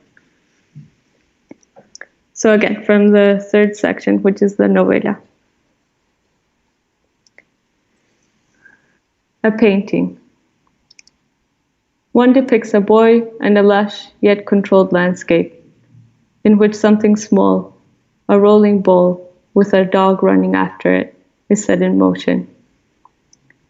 These images conjure stories in which surprises are small and dependent on human cruelty and animating the inanimate. The bushes that line the road on either side feel like soft cushions which restrain the passerby or animal from straying. This house, though it emits warm light, and you can imagine it filled with old but comfortable furniture, has small windows you cannot peer through. This boy, despite being small and endearing, he has tiny hands and feet, flushed cheeks, and shorts that reveal pudgy legs, is missing a face. His featureless yet coiffed head expresses no emotion as he watches his canine approach. Their lives continue beyond the frame. The dog bites the hem of his pants. The boy, though sweet, grows frightened and kicks it in the throat. It falls onto its back. It looks the way it does when it scratches itself with the tough grass or wants him to rub its warm belly. He feels regret, but has done it before. This time it does not flip onto its side, stomach, and feet, running off to return at night. It remains unmoving. The boy worries until he makes up his mind to bury the dog, dead or alive, placing a loafer-clad foot atop a mound to compress the dirt that covers the hole in which the body lies, still moving slightly. He arrives home for dinner, not sweat, dirt, or blood-stained, but a bit wrinkled. He sits at the table and says, "Pucha ran away." "He'll return," his mother answers. She wants to ask why. He does not respond. All the adult women in Neuland stare at paintings, watch daytime television, or read novels that summon stories like this one. The desire for depictions of violence ensues from heat exhaustion, or being forced to remain indoors to avoid it while others go to school or work. All dream of someone like them elsewhere.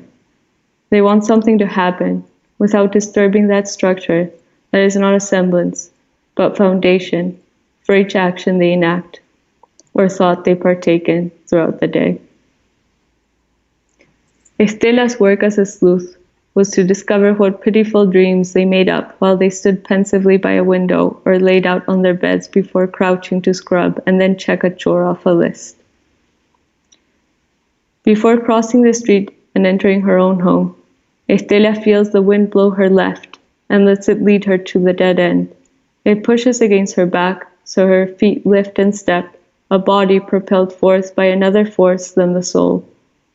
In the vacant space between the sparse trees, before the forest starts, sit men and women on plastic chairs or on the floor, all around a radio with its antenna pointing up. The sound that booms from it is not a song, but a sermon. Faces with thick lips are pressed against each other. Their slits for eyes stare into space as though seeking and failing to pair the voice with something they can see, and the bodies fidget because what the faceless and bodiless man says is the most unsettling thing you can imagine. The women have long skirts, under which they conceal their filthy feet, and fleece jackets or old sweaters that belong to someone that enjoyed sports and cuddling on a couch before a television screen. The men wear slacks, whose hems are frayed and fabric thinned by their bent and laboring bodies. Their labor buys the bread into which they sink their teeth. Even in repose, their backs are straight, and the caps or hats that once belonged to other men conceal something of each face. The Niwekles spend their days sitting, waiting, not speaking, carrying out chores, repeated daily or caring for children, none cradled on a lap or in a bed the right size. The small ones crawling, led by the warm wind, the older concealed behind something, a tree, doing what they would have been instructed not to do if their parents still spoke. Everything is silent. Not even the dogs howl anymore. The evangelical pastor, Padre Pedro, describes a dystopic future. A sermon. The sky will refuse to seep water. The land will grow as hard as stone. Animals will bury themselves the way only reptiles do, but will not reemerge to seek prey. The homes humans live in will be stripped of walls and ceilings, so torn cloth will be draped over what is left of the structures, and it will not protect them from the heat or the sun or the cool of moonlit nights. Dogs and horses will lay on their sides, the ribs separating and coming together as they gasp for air. Doves and chickens will burrow into the soil until their slim necks give in and their heads meet their chests. Rats and mosquitoes will disappear, the first buried under fallen bricks and the latter incinerated by the sun. Though life will be extinguished, a smell and sound will grow stronger and inescapable. It will be provoked by a fire still miles away, burning through fields and homes, flesh of animals and humans, leaving only the stone-hard ground until the earth shakes. At this point, the voice in crescendo stalled, and the radio clicked off. Before words merge with static and are subsumed by silence, Padre Pedro offers comfort in a warning. This is hell. Do not spend your afterlife there. A woman responds, Mejor infierno conocido que por venir. Choose a familiar hell over the one to come. She speaks softly, but more sternly than the one whose voice propels to fill space. Those listening, including Estela, soak up the words like stale bread used to clean the oil off a plate. Not a gluttonous gesture, but a refusal to waste. So I guess I'll finish with that. Great, thanks, Eliza. That was awesome. Great, thank you.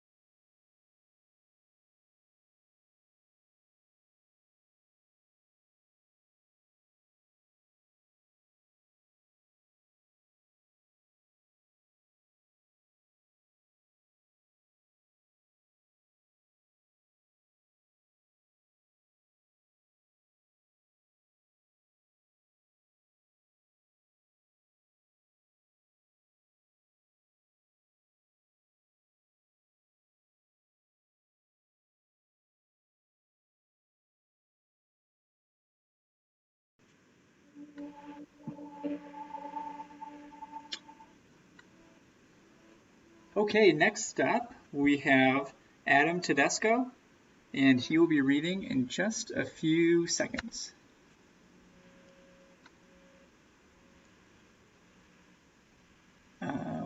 Here, let me fix your name card here. Whoops.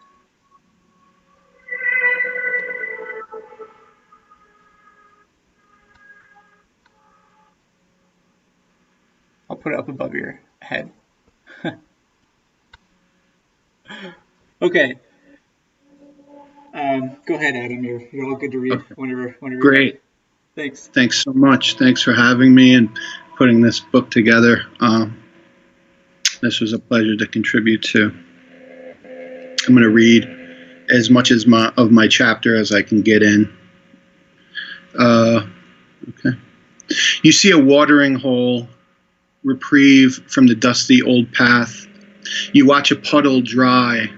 Thousands of eggs form in its stain, hatch a swarm. Flies aggregate into human form. Scream of buzzing tongues the air. Wall of cocaine fog. Beginning and end of a war. Inside is how the hum of the sun knows fire. Ambiguous loss. Vacant cities. We are the wall of empty faces watching you, watching the emptiness. Plate glass, shattered sugar, prop glass, crystalline. Time absolves everything of being permanent. Hallucination. This is nothing, nothing, nothing comes, nothing turns to nothing, like air becomes a part of what you are. In nothing, in the absence of light, you swallow all these spiders and their ideology. You visit another you in their childhood, in the yard, watching something faceless place a noose around your brother, a tall ladder. Nothing is a clear, dark thing.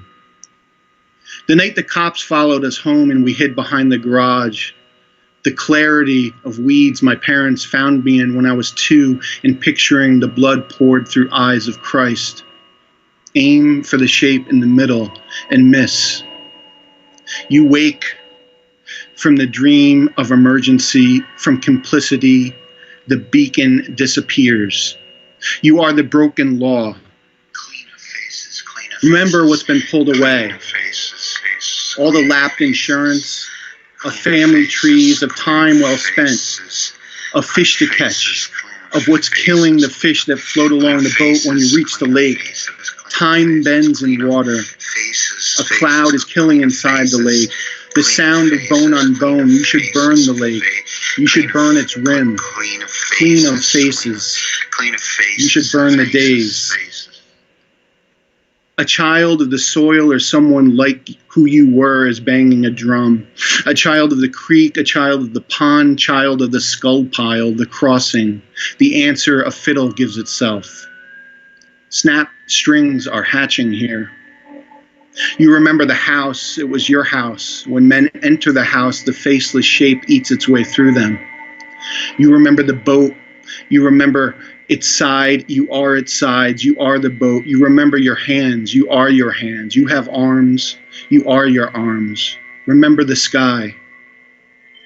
How long have you spent in this tunnel, in this thought of maybe? Tunnels under you are lifting you. The tunnels are under us like the torso through the eaten through abdomen, snake through us, snake through thoughts of us, the neck, the hole, gummed up in red and pink along the neck, the hole contracting, clock toward its veins as the body still heaving a pulse. Walking between waking and the tightness of a fist you open, wipe away an hour in the dark with arrows. The astronomy complex softens, squeezing a heart until it expands to cover consciousness. Once you dream the worms, they can move throughout your body, your eyes, your tissues, and most commonly your brain, leaving doctors puzzled in their wake as they migrate and settle to feed on the body they've invaded. Very few things move in the brain, but it had moved from one side of the brain to the other, dragging the dream through its tunnel. 4 years ago, we first experienced the dreams as headaches, a glow absorbing light from the horizon. When we reappeared, we had new symptoms.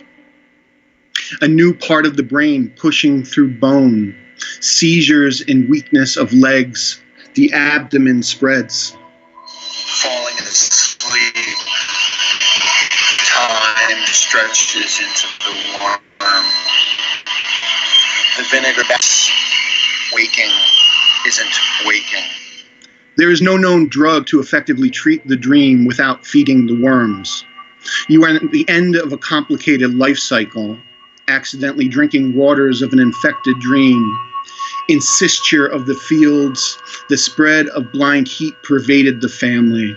The spread of targets, the dream approaches a door in the distance. Your house in the distance. You see from the path its windows, its walls covered in math. Your body halts. Your eyes pull back beyond your body and see the stones rolling into place. Silence mouthing an ancient jewel. Reluctance is the texture of time. Time is the skin that hides you from yourself. You drip back into embodiment. Pinch the fat of your wrist to stay in motion. Once you were driving toward the worm, everyone had knives. The car fell apart. All the bodies split in halves. The worm came closer. The heat of the bodies a beacon. Before you left yourself behind, you lived on this mountain. Spoke to vast awareness with a kite and feathers. Found new ways of seeing face down in the fields. Everything remembered but Jimson in the space between thumb and pointer.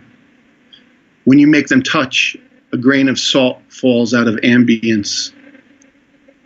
Disintegration is a loud echo you are chasing off the end of the path. Strangers point to the house. The air is fluorescent gray. You are walking toward the cure. What's at work in you? A hand to torch, time, you slow dissolve. How long have I been talking out loud? You were quiet today when you saw yourself dissolved through a slip of time you spent in a chair. You were quiet in the dark when you told yourself that your name is a key to your body.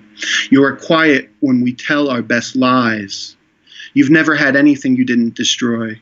One long stain running to your home.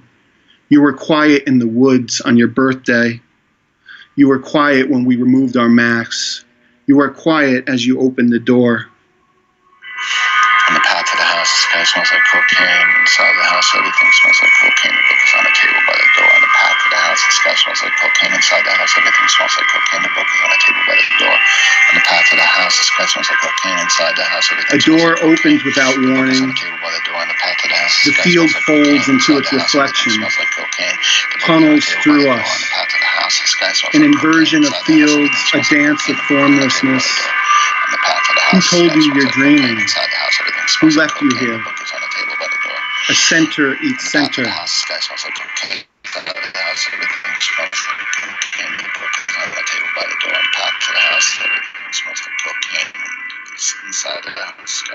This is the book of the feathered. Come the words. A castle on fire is on fire, and the fields between us and the castle and the horizon are on fire, and a fire is on fire with a new kind of fire, a sentient fire of bodies licking like flame, of everything we picture here is from another story, like every other description of an inferno is from another inferno, and every book is of another book, and every day is the day of another fire, and we meet each other in this place where something is out to get while the getting is good. I'm praying on a book that is on fire, and my hands are on fire, and in my head, and I go out looking for you in the field, but you run out into this body of another field inside another tunnel, and the dew-damp slick grass of this field is the ooze of a body's interior, rotting like a too long wet book of names or money buried in the tunneled yard. A length of time is a measure of how long it takes another's body's segments to accordion together into now. The ridiculousness of remembering who you were before now is lost in the fires between then and now. The time it takes to think this is something that collapses in inconceivable distance. the lives of clouds waiting to wet fire and ejaculate. No one appears here to explain the field. The field doesn't speak, or if it does so through an inversion of its surface.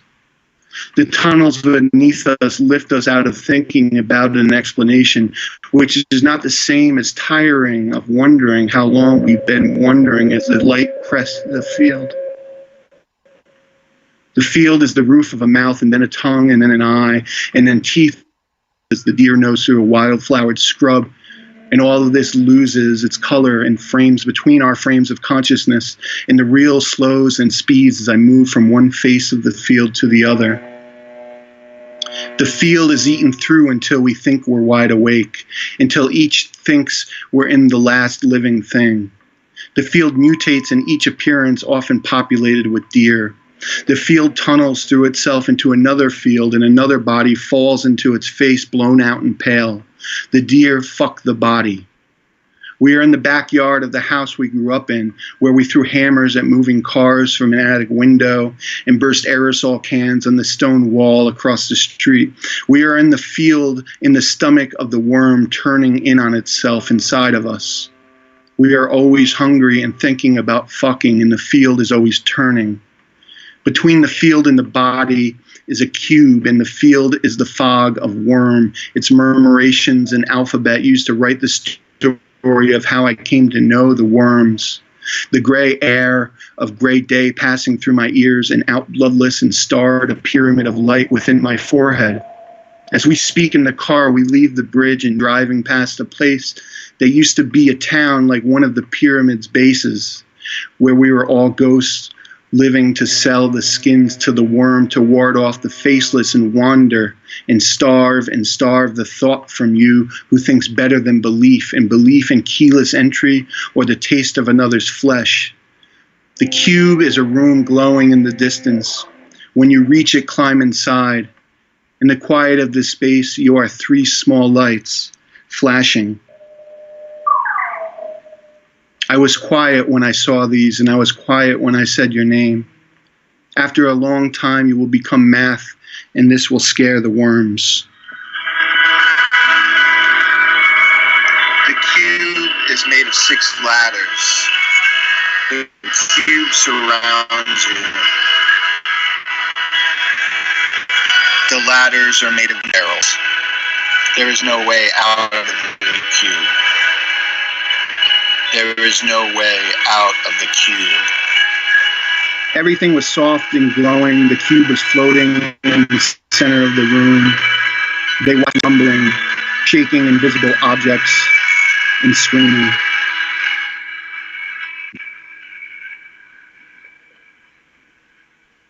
And I think I'll stop there. Okay. Thanks, everyone. Great. That was awesome. I love the sound effect. Great. That was awesome. I love the sound effect. Thanks. Cool. I'm just gonna. Thank you very much. Cool. I'm just gonna. All right.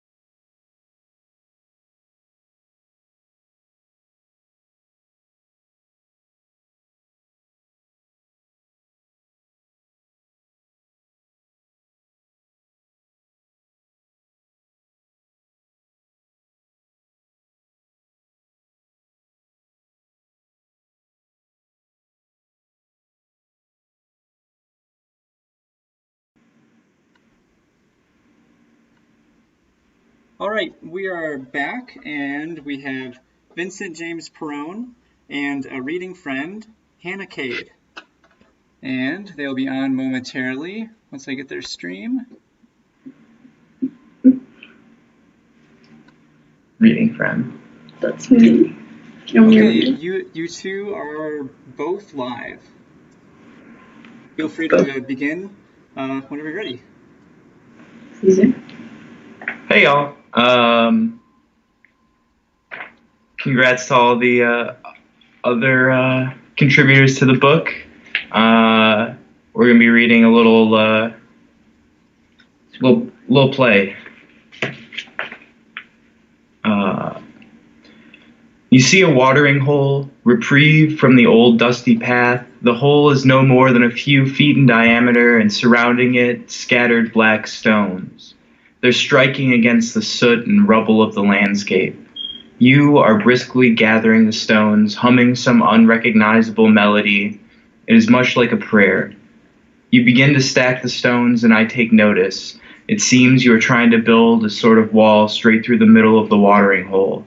An extended line across the diameter, stretching only a yard or two, essentially the length of the road on which I have found myself. I walk by, admiring your work for a moment in polite speculation. The stones are so smooth they slip and collide, making a pleasant clacking sound. I imagine it is the sound a marble statue would make if it were to blink. You continue, either unaware of my surveillance or unmoved by it, piling the stones on top of each other, ever so gently. I can see plainly that it is all in futility. A feeling of great discomfort begins to stir within me, and I begin to walk past you. Your eyes meet mine. Do not cross. You mean the stones? Yes, obviously, the division. They're just rocks, just a pile of rocks. You could say that about anything. Just to this, just to that. Well, that's what they are. The stones are a line in the sand. They're a demarcation. They're a composition. I'm just passing by. That's not an option here. So I can't pass. Well, it is as though you haven't contemplated this line of thought. I suppose you can. But you prefer I'd not. You're either passing through deliberately, antagonistically, or you're going another way. Will you stop me if I try to pass? I'd like to, but I won't. I can't. What's stopping you? Look, I'm asking you kindly to avoid crossing it. I can't stop you, but if you cross it, it will lead to demoralization. Demoralize who? Me, you, our ancestors, the chorus of angels. I look around for something that could be described as a chorus of angels, but see a blurred horizon and the silhouettes of telephone wires. The landscape is corporeal, skeletal. I don't see any chorus of angels, just you and your stones. I don't see them either. I was hoping they'd arrive. It's demoralizing to watch you, honestly. Real Sisyphusian. You're not making any progress. It's slow work. I'm not sure if it's going anywhere. You place a hand to your forehead to wipe away sweat that may or may not be there. You're weary from the high noon sun that has been beating on your back irrevocably. I, feeling a great sense of pity that I would prefer to be empathy, look toward you. That's what I'm saying. It's hard to watch. What would you find inspiring? Those stones won't stack. Look at them. They're those perfect kind of rocks you buy from a store. I have the distinct memory of stones just like these decorating the indoor garden of someone's house when I was younger. I recall some kind of palm tree sticking up from the stones. Maybe it was a fake. That wasn't my question. I'm not looking for inspiration. There's a long pause, some birds singing out of view, and the low rumble of a highway echoes in the not-so-far distance. It seems as though time is passing by immeasurably fast, that the bountiful afternoon is slowly eroding into night, and all houses of the world are turning on their porch lights and calling their children home. Yet somehow, you and I are separated from all of that, and our moment is distilled into an impossibly pure and singular event. Perhaps if I had some glue, some kind of binder to keep them together. I'm not sure you can glue rocks. Mortar, something to strengthen the structure. I don't know much about structures, but I can see pretty plainly that your methods aren't working. I'm aware. I see that. Perhaps the difficulty, though.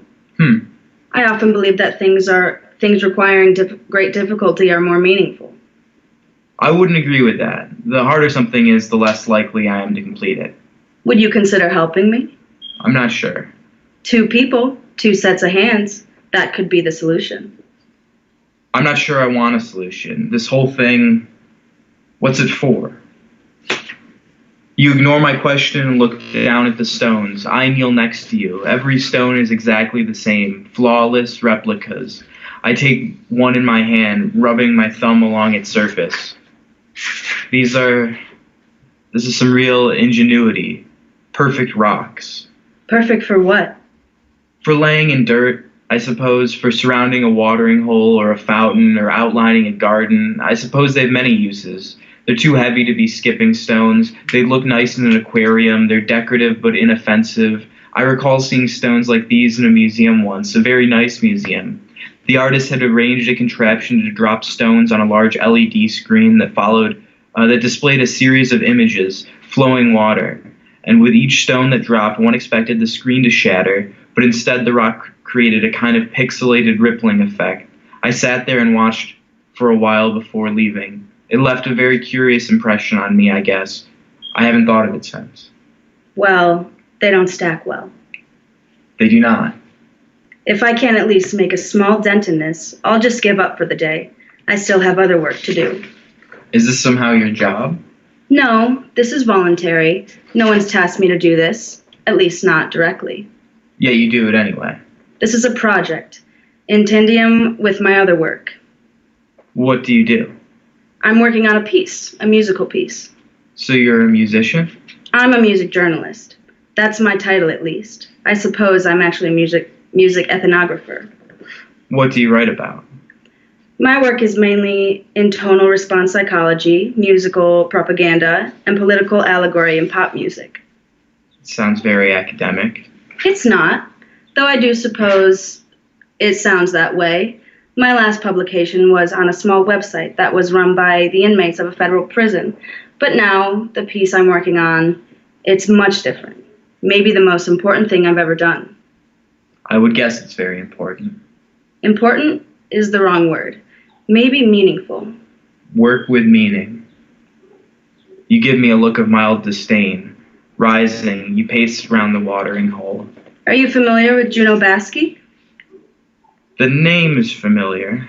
You may have heard a reference or seen their name in some liner notes. They've been a prolific producer for 2 decades, finding their way into hundreds of charting hits and far more that remain in obscurity, with little more than a cult following. There is, essentially, nothing known about their personal life. It has been assumed by many that Juno Baskey is a pseudonym for a different producer, or perhaps a collective of many. I've had my own theories on Baskey, some I've even written about. For many years, I've tracked their work. Once, I even came across a forum where someone claiming to be Juno Baskey answered a series of questions about their work. They wrote, "The use of the timpani is a reference to Mahler, and I am most inspired by the death of my childhood dog Rilke." Things of that nature. But that was almost certainly a farce. Some audacious student's affair with experimentation and anonymity. Still, it is necessary canon to the history of Baskey. The imitators, I mean. Baskey's own work has been imitated by nearly everyone. They are perhaps the most influential working artists or artists. To be honest, I'm really not familiar. I know. I'm not really an active music listener. I hear stuff on the radio or in a store, and I might like it, but I don't really feel the need to dwell on it, to look into it. That puts you in line with just about everyone else on this earth. It's not that I don't like music. If someone were to ask me if I like music, I'd tell them of course. I think that would be a very stupid question. People ask that question all the time. Or what kind of music do you like? To which I'd say I like it all. But have you ever heard something that sounds like a chorus of angels? Like a Christmas carol? No. You're standing while I sit near the pile of stones. You're playing with the buttons on your shirt. You're attempting to portray being lost in thought, but you're not lost whatsoever. Instead, You're focused on what you have already planned to say and deciding on exactly what tone to say it with. You know, this line, this thing that I'm building here, it's not symbolic. I'd like it to truly be a structure, like a picket line, a defense, a threshold. Against what? Against those who would try to pass it. Anyone just walking? I would like that, yes. So you're trying to block the way? No, I mean, this is a very small perimeter. There are many ways to pass. But this spot? I don't want people passing through this spot. This is the logical spot to pass. It's the road. It's how people travel. This spot is not for traveling. To what end? I don't get it. I don't think you grasp that people need to get by. There's a city on the other side, and past that another. A border like this is just an arbitrary inconvenience. What are you trying to stop? In the past, I have come across many borders and found them quite laughable. Their sheer impossibility, their insistent need to sever. When I was a child, around 7 or 8, I learned I lived in a house on the border of 2 towns and would find endless amusement in crossing between the borders, saying, now I'm here, now I'm there, dancing on the imaginary line in the street. I could not discern any difference between the 2 towns. Both had houses that were relatively the same and children like me playing. There was only a small wooden sign to signify the 2 separate places. The imaginary boundary was so absurd, like my imaginary friends or my imaginary histories. I imagined telling you this story, but instead it unfolds in my head in a brief retelling accompanied by images of my family and old cars that would drive too fast down the street. The piece I'm working on, about Baskey, well, you see, they've released music, their own music, not as producer or co-writer, as artist. The long-awaited solo record. Essentially. Though it wasn't really released, it was placed on a private FTP server. The address sent out to a select few with an accompanying password. There was no statement from Baskey, who of course has never made a public statement, or any private ones. I don't know anything about... But while the legitimacy of the release might be in question, I'm quite certain it's the work of Baskey. Just tonally, it's either them or the perfect imitator. It's all interesting, I suppose. You don't find it intriguing? I said so. You said. I said it's interesting. It's just I'm not particularly invested. In the work? In the biography, or... The music? Are you interested in the music? No more than any other. You should be. I'm more interested in this border and what you're doing now. This isn't a border. Border is the wrong word. It's a separator, like the space between songs. The blank grooves of a record, the static sound of a tape reel, the negative space. You know... A pause? The Baskey record. It's called... Sidereal. You understand the difference between solar and sidereal. The way we measure time. Well, it got me thinking. 3 minutes and 56 seconds. That's the length of every song. The song files seem to be arranged arbitrarily. There are no track numbers. The conscious of the order of them varies, but... This is all interesting, but I must say, I don't know who Baskey is. No one does. Maybe if I heard the music. You want to hear? You are indignant. The birds have stopped singing, and white noise of traffic is silenced. The sun is hidden behind a series of cumulus clouds, each resembling the shape of a country. One the boot of Italy, one the dual animal heads of Australia. I am reminded of gazing at the clouds as a child in the yard of my house on the border, how it seemed that every cloud I saw resembled something and how quickly the associations came. I think it's best I left. Just listen. I don't hear anything.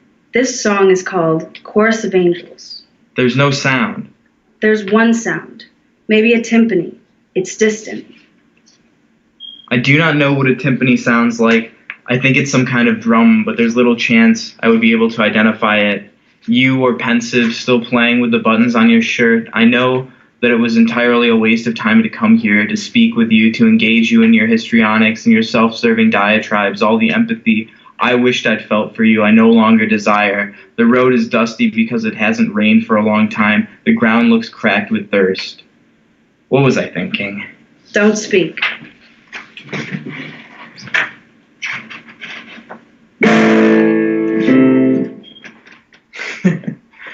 All right, that's a little. It's about the first half of that piece, and that was fun to read. I hope you guys enjoyed it.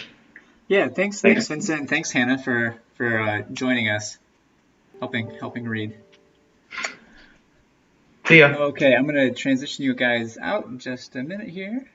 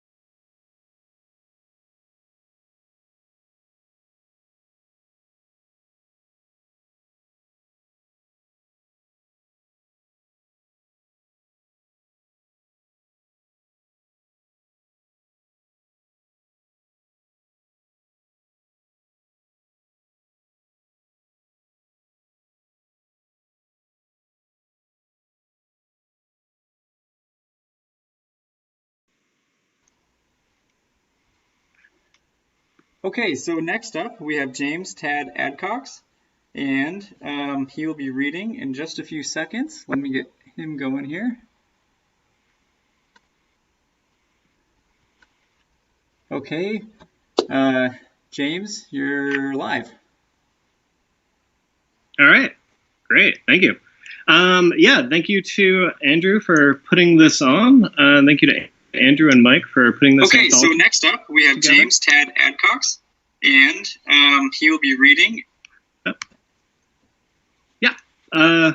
Sorry for the interference there. Thank you to Andrew and Mike for putting this anthology together. I'm going to be reading a portion from kind of the middle of my chapter.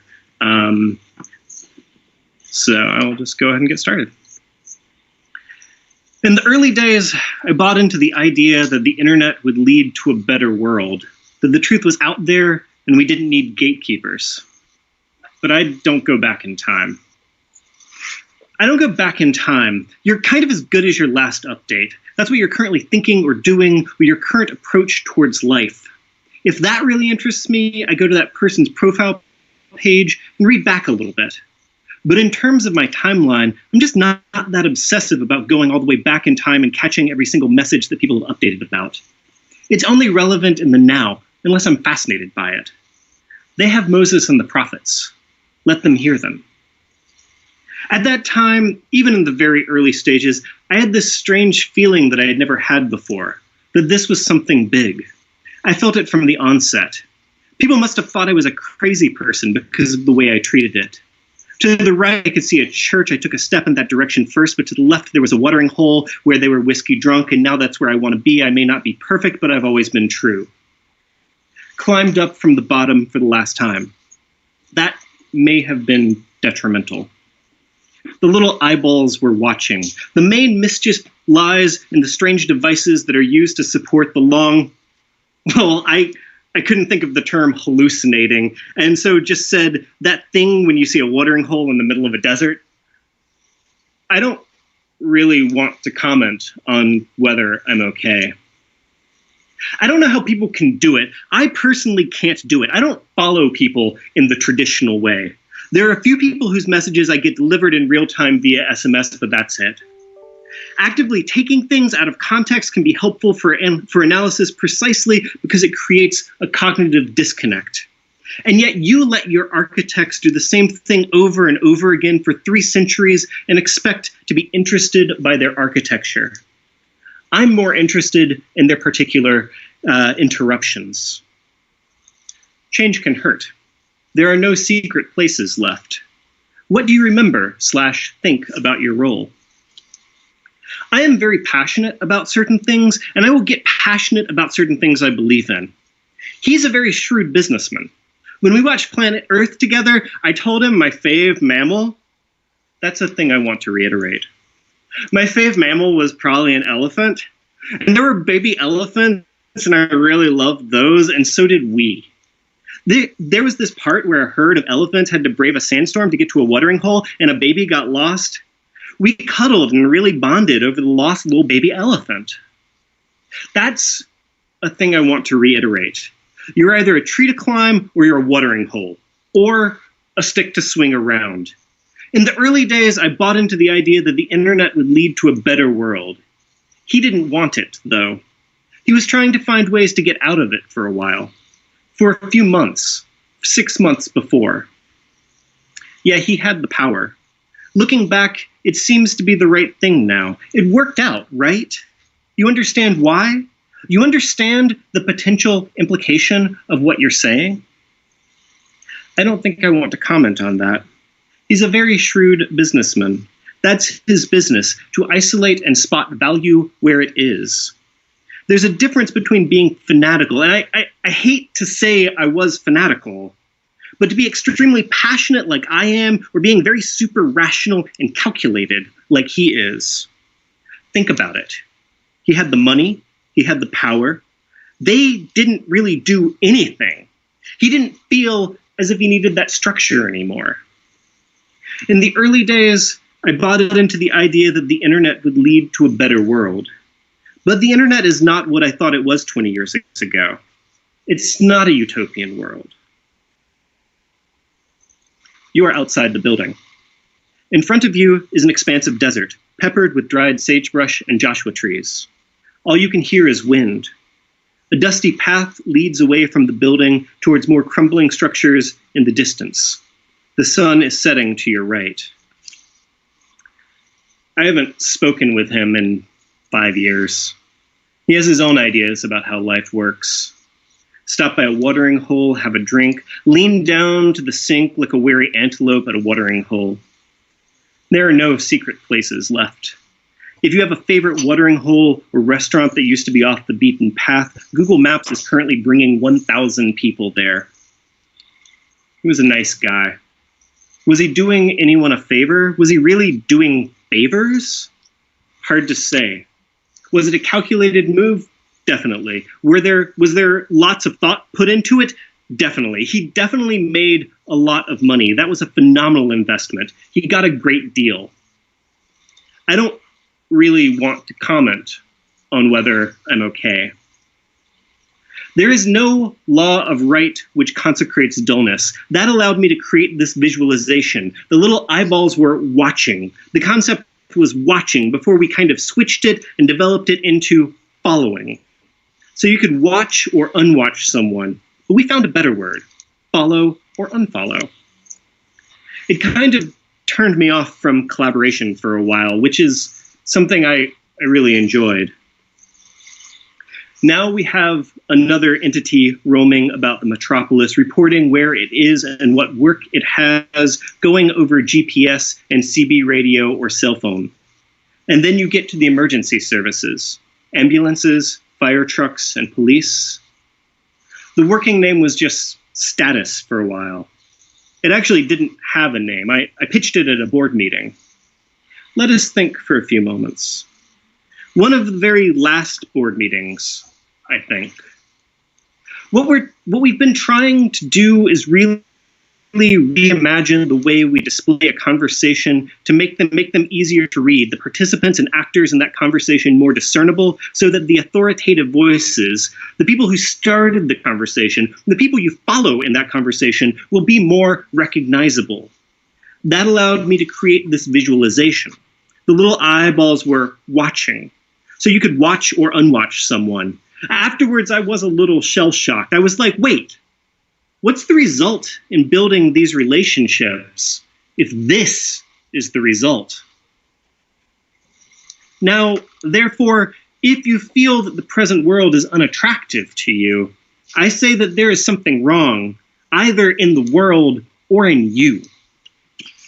Thank you very much. Awesome. Thank you so much, James, for reading. Well, thank you for having me.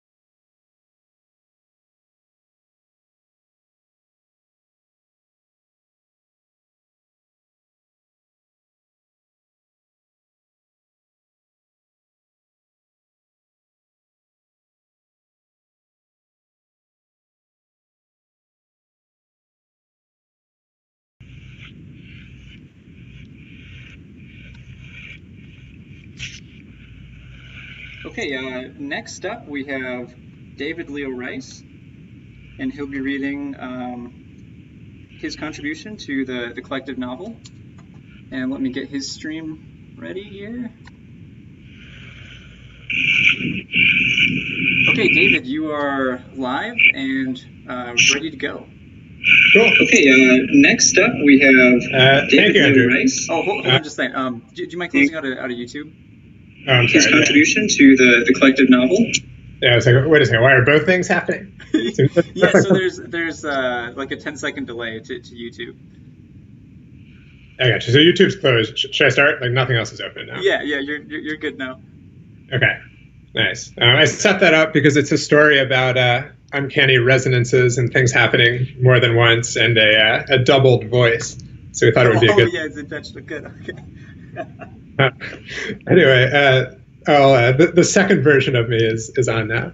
Anyway, thank you, Andrew, for having us, and to Mike for all the editing and making this book happen and putting it together. It's been an exciting process, and I'm looking forward to seeing the book itself. And yeah, that's been great. Cool. Okay, so I'll start off. I'll read just kind of from the beginning of the story, like towards the middle of it. Okay, and it starts with a line that might sound familiar. You see a watering hole, reprieve from the old dusty path. The crappily processed voice forces me awake, back to where I'm staggering along the highway behind a dark blue or black pickup truck. I've mostly forgotten the dream that occupied me a moment ago.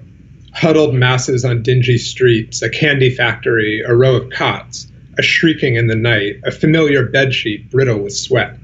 Nothing more, though it feels like more. Now I'm focused on reprieve from the old dusty path, the end of the journey, the right town after so many wrong ones. A watering hole thick and hot with blood. I can't see who's driving the truck, but I can, just barely, see a woman in the back, leaning against one edge with her legs pressed against the other, her head resting on her collarbone. She doesn't seem quite asleep, nor drugged, nor sick. Something closer to hypnotized, under the effect of a spell. Perhaps the same spell I've just awoken from. She wears a black dress, thick, shapeless, almost a shroud. The air is hot. Summer air, or the air of a place that's always hot. I hurry along the highway, able to keep up, although, or because, I can't feel the asphalt underfoot. The truck passes several exits without taking them, speeding along the old dusty path as the sun begins to rise, until it swerves down an on-ramp and begins to cruise along a shaded two-lane road, flanked by weedy marshland. It's dawn now, hazy, fragrant, birds in the air. The woman in back sits up straighter. She coughs, retracts her legs from their wedged position, extends her head, leans over the back gate, and rolls out. She hits the ground, hard, and I hear something break. An ankle, as best I can tell. The truck slows even more, but still doesn't stop. It seems that the driver considers getting out to chase her down, then decides against it. I keep pace as the woman limps into the marshland, away from the road. White cloths stretched against the haze grow visible, resolving into the outlines of tents. I follow her, unconcerned with being seen, uncertain whether she'd be happy or angry or indifferent to discover my presence. I still feel nothing underfoot, though I can see my feet, squishing through the wet ground. Now she's limping among the tents, still taking her time, but newly focused. Determined, it seems, to find an empty one, a place to lie down after what must have been a long journey for her as well. She walks up to one, then another, then a third, pulling their open flaps aside. All are empty. Abandoned. Their insides, however, are still full of cigarette butts, beer cans, pennies, and lint. No nests or piles of droppings or any other signs of long human absence. Whoever was here, I think, was here until recently.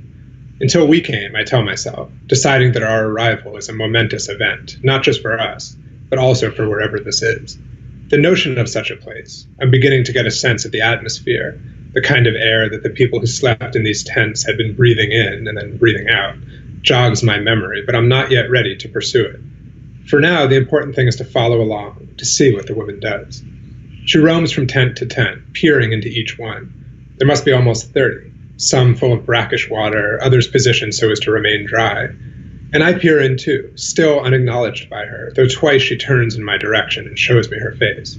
Worn, scarred, framed by thick, straight black hair. Ageless, androgynous, manly even, like a face that has changed many times, bearing ill-concealed evidence of what it used to be. After checking all 30 tents, she stretches out both arms and begins to tear them down.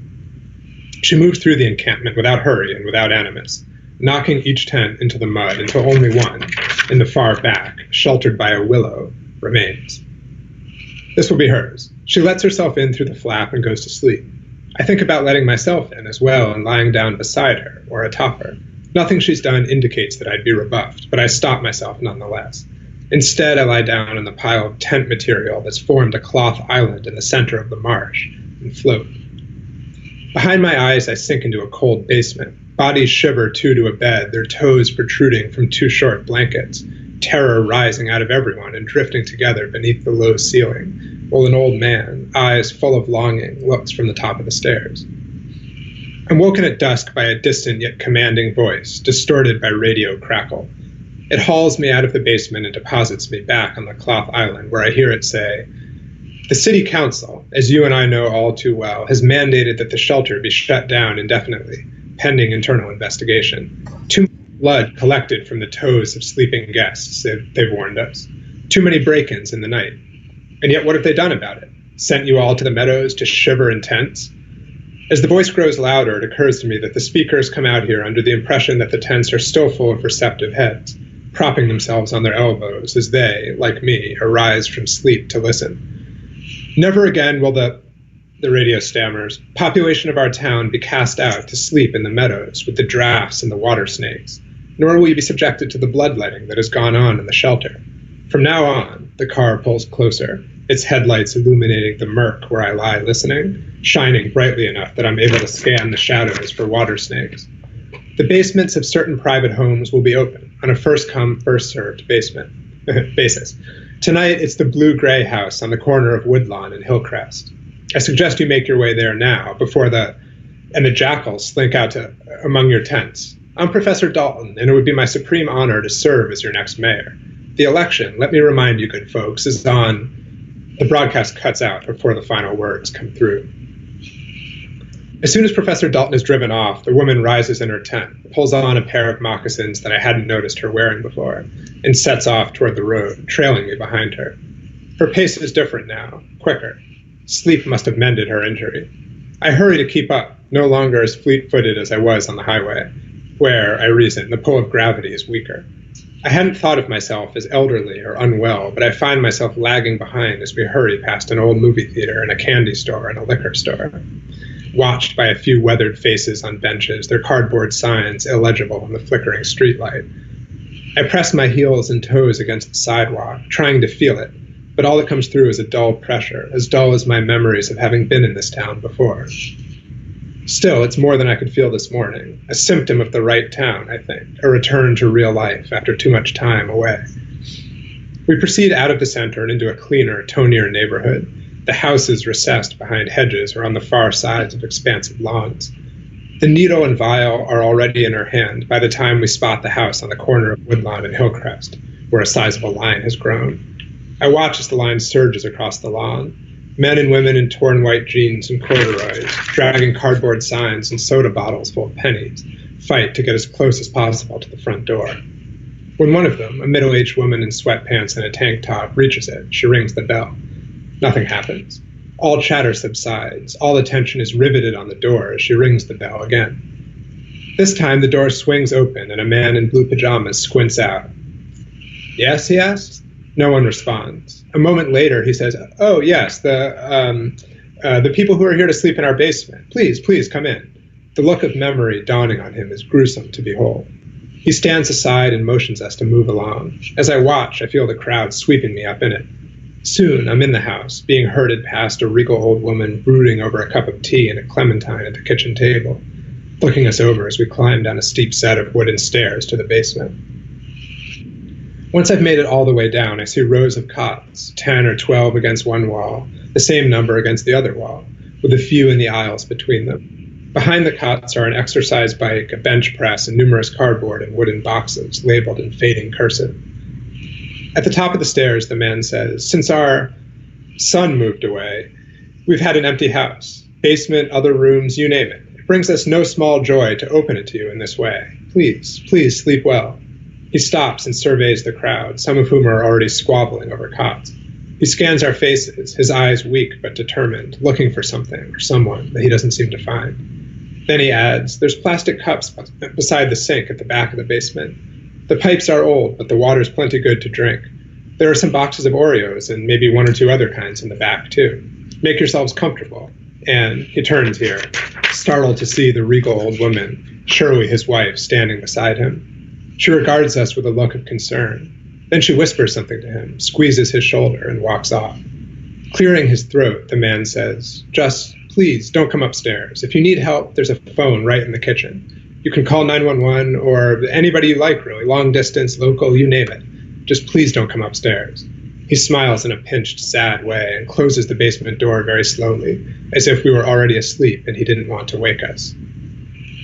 When he's gone, I lie down on my cot. I'm glad I got one before people started having to double and triple up, and try to decide what to do now, whether my plan is to see if I can sleep through the night or to sneak out once the others have settled in, or something else I haven't thought of. I feel a wave of regret, terror even, at having left the highway to come here, where the gravity is heavier and I can no longer glide along without feeling the ground underfoot. Then the voice passes back through my head. Sleep, it commands, reprieve from the old dusty path, the watering hole, the blood hole, I close my eyes and swim down through the cement floor and into the night, where I hurry behind the pickup truck speeding along the highway. I follow it into town again, the woman in the same hypnotized position in back. When the driver slows down, she hits the ground, rolls along the pavement, and gets to her feet. I follow behind her as she limps toward the house on the corner of Woodlawn and Hillcrest.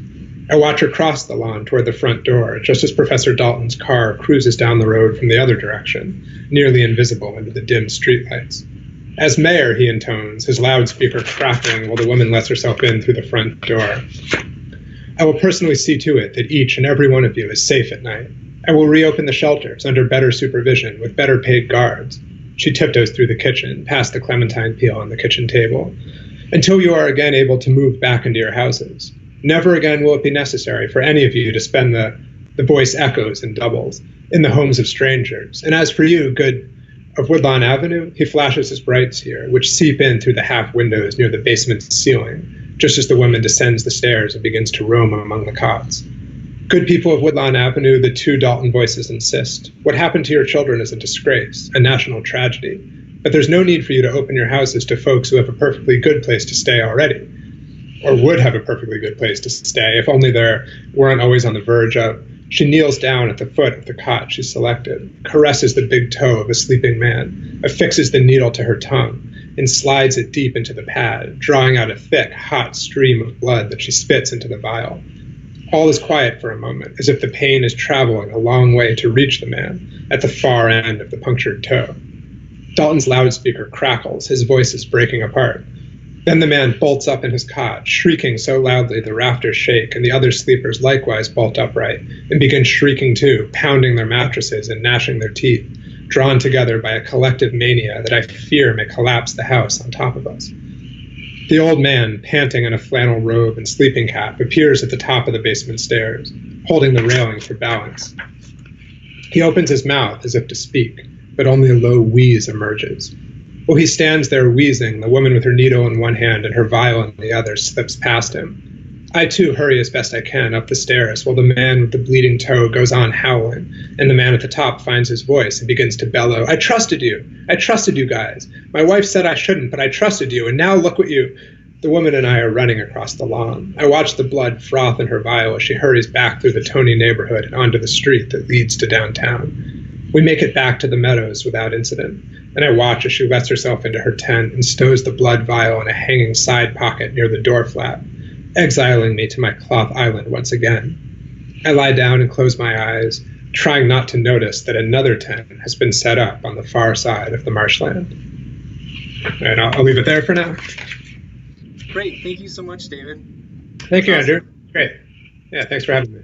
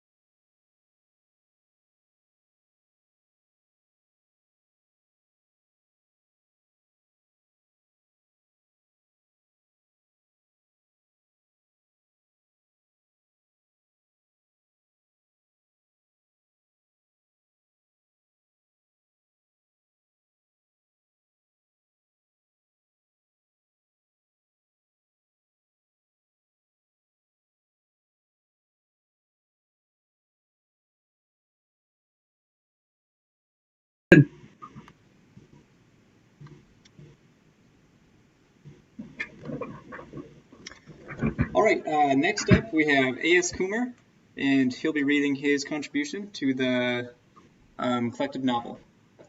So, we'll get you ready here, Drew. Man, maybe I should put my hair down. We'd be twins. There we go. Okay, As Cummer. Go ahead whenever you're ready, Drew. Okay. Hey, everybody. My name's As Cummer. I wrote Chapter 15 in this collective novel.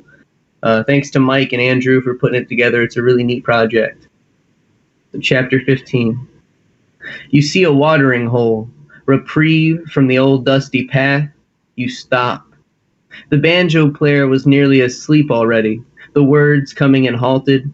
I could stand to take another beer. The fiddler watched the banjo player's eyes close, then turned fully back to the road. The sleet had changed over into snow, but the ground was too warm for any of it to stick. Bridges will be the only concern, he thought. They left the Stoned Inn and Tavern about 40 minutes ago, long enough for the banjo player to go through 2 road sodas and half a pint of Old Granddad, and they had at least 3 hours till they reached Louisville, where they had a weekend residency at the local. How you holding up back there, Potts? Michael asked. The guitar player groaned but did not open his eyes. All right then, Michael said. The wiper blades squeaked against the warm windshield like a bow in need of rosin. Hank Williams sang about seeing the light. How many gigs had he played with the banjo player, that heralded outlaw prince? 10 dozen? 1,000?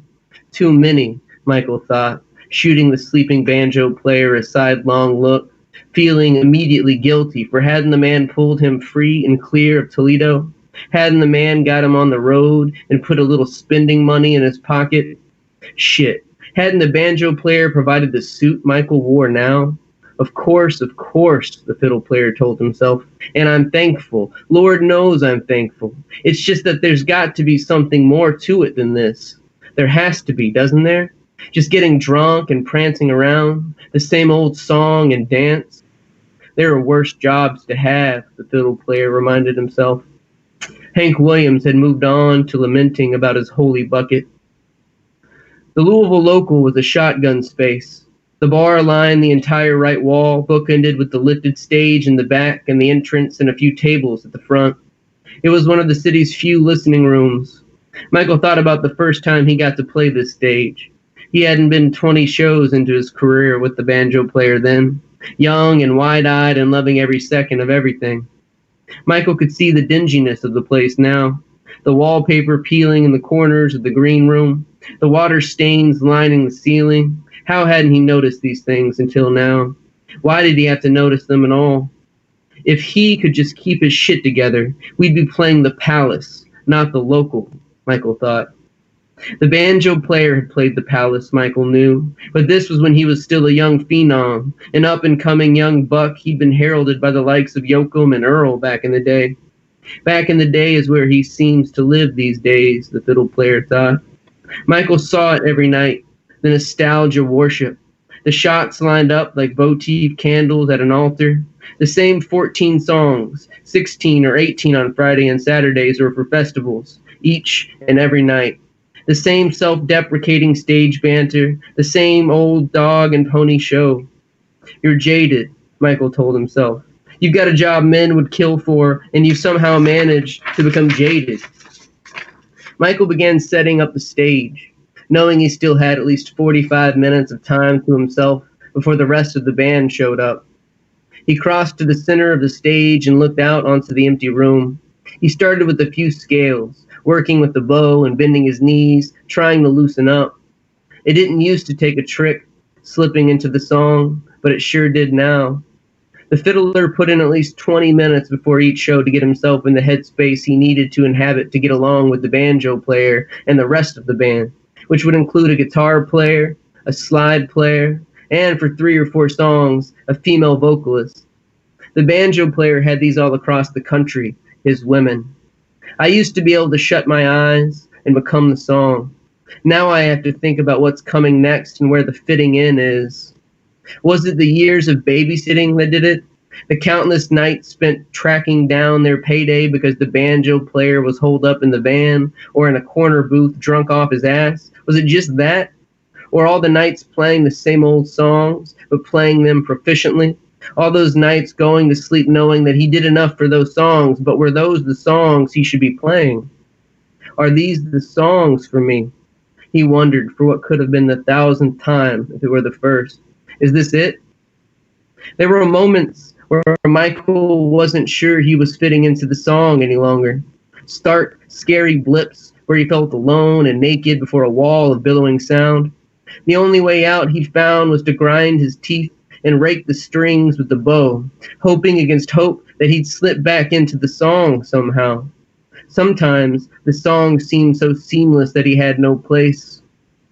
It made him think of all the toys children had, the blocks of shape and their corresponding holes in the board. Did Michael's perfect circle still fit the banjo player's waterlogged board? Sometimes he felt like he was crammed in there, forced into place, cramped. Be humble, he reminded himself. The banjo player spent most of his time on the road, his live shows having the reputation it did, and the recordings never really doing him any sort of justice. He put them out just to stay on the road. You gotta go where the money is, was one of his favorite sayings. All the players in the band were known to be hot. Each a burning ember in the fire was how the banjo player described his band in all the interviews. Michael wasn't sure his ember was catching anymore. He opened his mouth to talk to the banjo player so many times, but couldn't find the words, the right ones. I don't feel it anymore. I'm not here most of the time. This is starting to feel like work. Each night, another bar. 2 sets, 3 hours worth of music. Then the breaking down and the loading up. The miles of darkened highway. The miles of a mostly quiet van. Is there more to life than this? The days stacked up like a burn pile, and he envisioned a song with wings. A song that lifts and dips and swells and chortles. Something ready to catch fire. It came to him many times during the day, and especially along the darkened nighttime highways crisscrossing the Midwest. He found himself fretting the fretless circle of the steering wheel, shapes corresponding to chords imagined, a song with no words, just the agonized sounds of being and nothingness, minor and passing. Michael wondered if the banjo player still heard songs such as this. He wondered if anybody had ever heard a song such as this. A song with folds, a song with creases. He knew he didn't know how to discuss what was happening in himself. There was a rock quarry they could swim in just outside Knoxville. A roadie had showed them the spot a few years back after a college party they'd played. Michael hoped the next day would be clear and warm enough for a swim. He needed to pour himself into a larger pool, dip himself in the deep, murky water, and hopefully emerge cleansed and renewed. He set the fiddle down, leaned it carefully against the deluxe reverb, and just stood under the lights of the empty stage with his eyes closed, seeing the leap off the cliff into the quarry. He felt the wind whip at his cheeks, the smell of the stagnant water getting stronger, his feet filled with pinpricks as he plummeted. The faceless crowd shuddered like the flickering static of a television set. There were no individuals out there to Michael. They all melded and bristled collectively. He hit his marks. He found the heart of the song and gently squeezed it, getting it to open and pump. The banjo player had been hard at it, before sound check even. Michael could smell it on him from across the stage. 3/4 of the way through their first set, and he was already missing the 1 and dragging out the 4 more than halfway through the 5, cramming the last lines into the chorus, fucking it all up. Michael stomped out the 1, hoping to beat the song back into its proper rhythm, imagining defibrillation pad jolts, the song a rhythmic, alive, skipping record. He yipped and cawed like a crow when he wasn't voicing anything in particular, near enough to the mic for the ghost version to slip in, high in the mix. But there was only so far he could stretch the tearing canvas of their sodden music. The songs pulled loose like slippery threads. The songs ended with prolonged flourishes that Michael assumed the banjo player overdid to make up for undercutting all those verses. burning all those bridges, not meaning to be so hackneyed, worn out like a bad gasket, rust leaking through, corroding the innards, but being so authentically.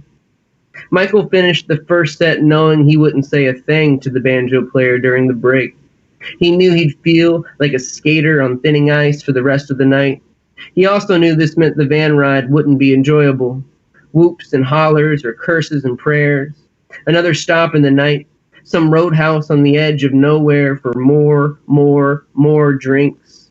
Pulling into the motel at 5 or 6 in the goddamn morning. He held the fiddle like a child, unconsciously, and wished he could just chase the balloon like he could when he was a kid. The song dangling just out of reach, and with each stride, knowing you'd have it. Now. No, now. Now.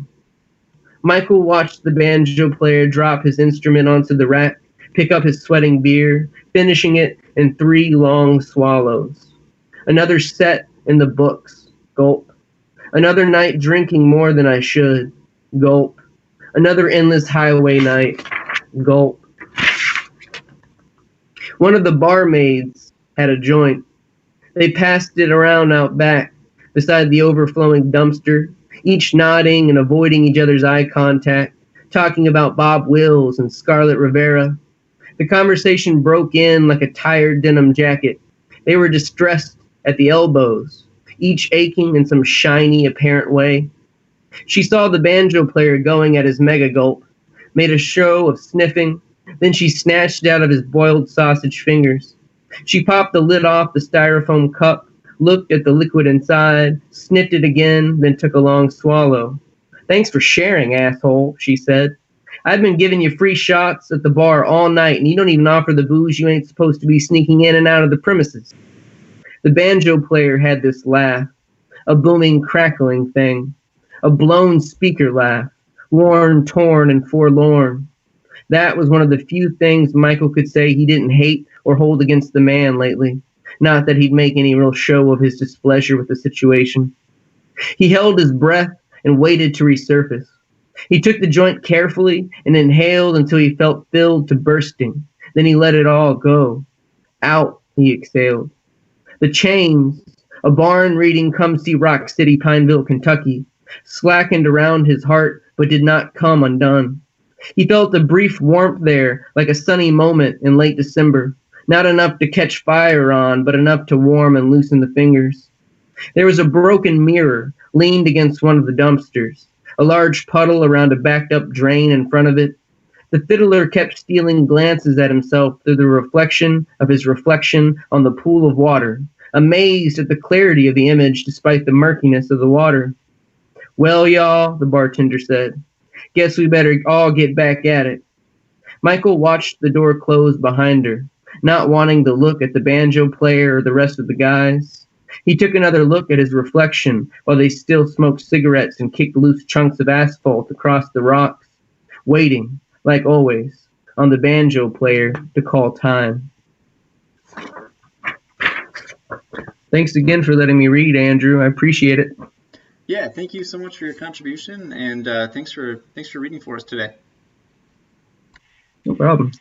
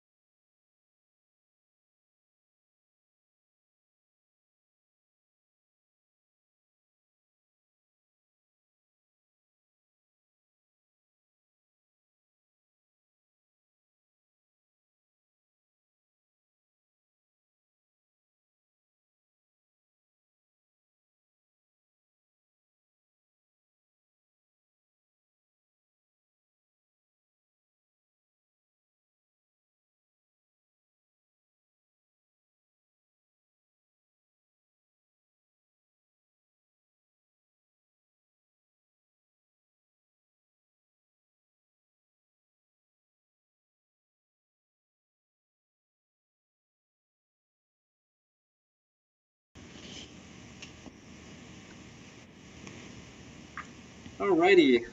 Again, thanks for hanging in. I think that we are at we've done 3 hours so far of reading, so we are in the final hour. So up next we have Ollie Raz, and then Mike Correo will be next, and then I will do a reading at the end. So, alright, so here we are.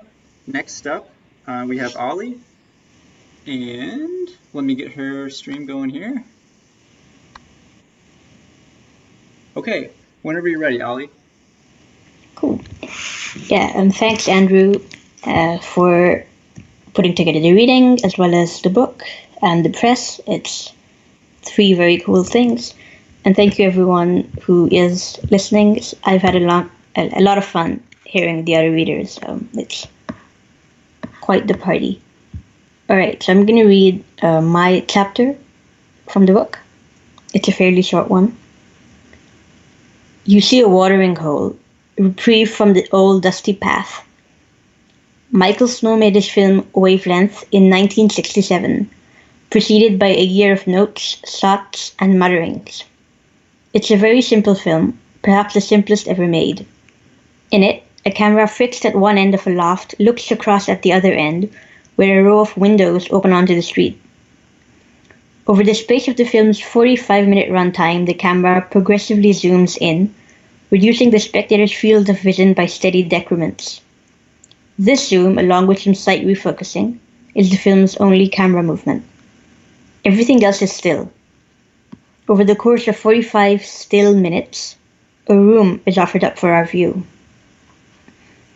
This room, which is a woman's apartment, is a space for living, and it is a space that is living. A hard-back yellow chair sits against the wall. Its yellowness is voluptuous. Time collects in this simple, hard chair, pools inside it like water in a cell. The white of the walls, the shape of a radiator, and 1,000 other details poke at the eye, calling attention to themselves, wanting you to look at them. The woman is an incidental resident. When she enters the apartment with a friend, and later, to call the cops after Hollis Frampton drops dead, she does not properly belong to the space of the film. She does not belong to her own apartment in the sense that the apartment, this room, exceeds her. It exceeds her the way a single frame always exceeds the film. Speaking of his intentions for Wavelength, Snow was direct. I wanted to make a summation of my nervous system, religious inklings, and aesthetic ideas.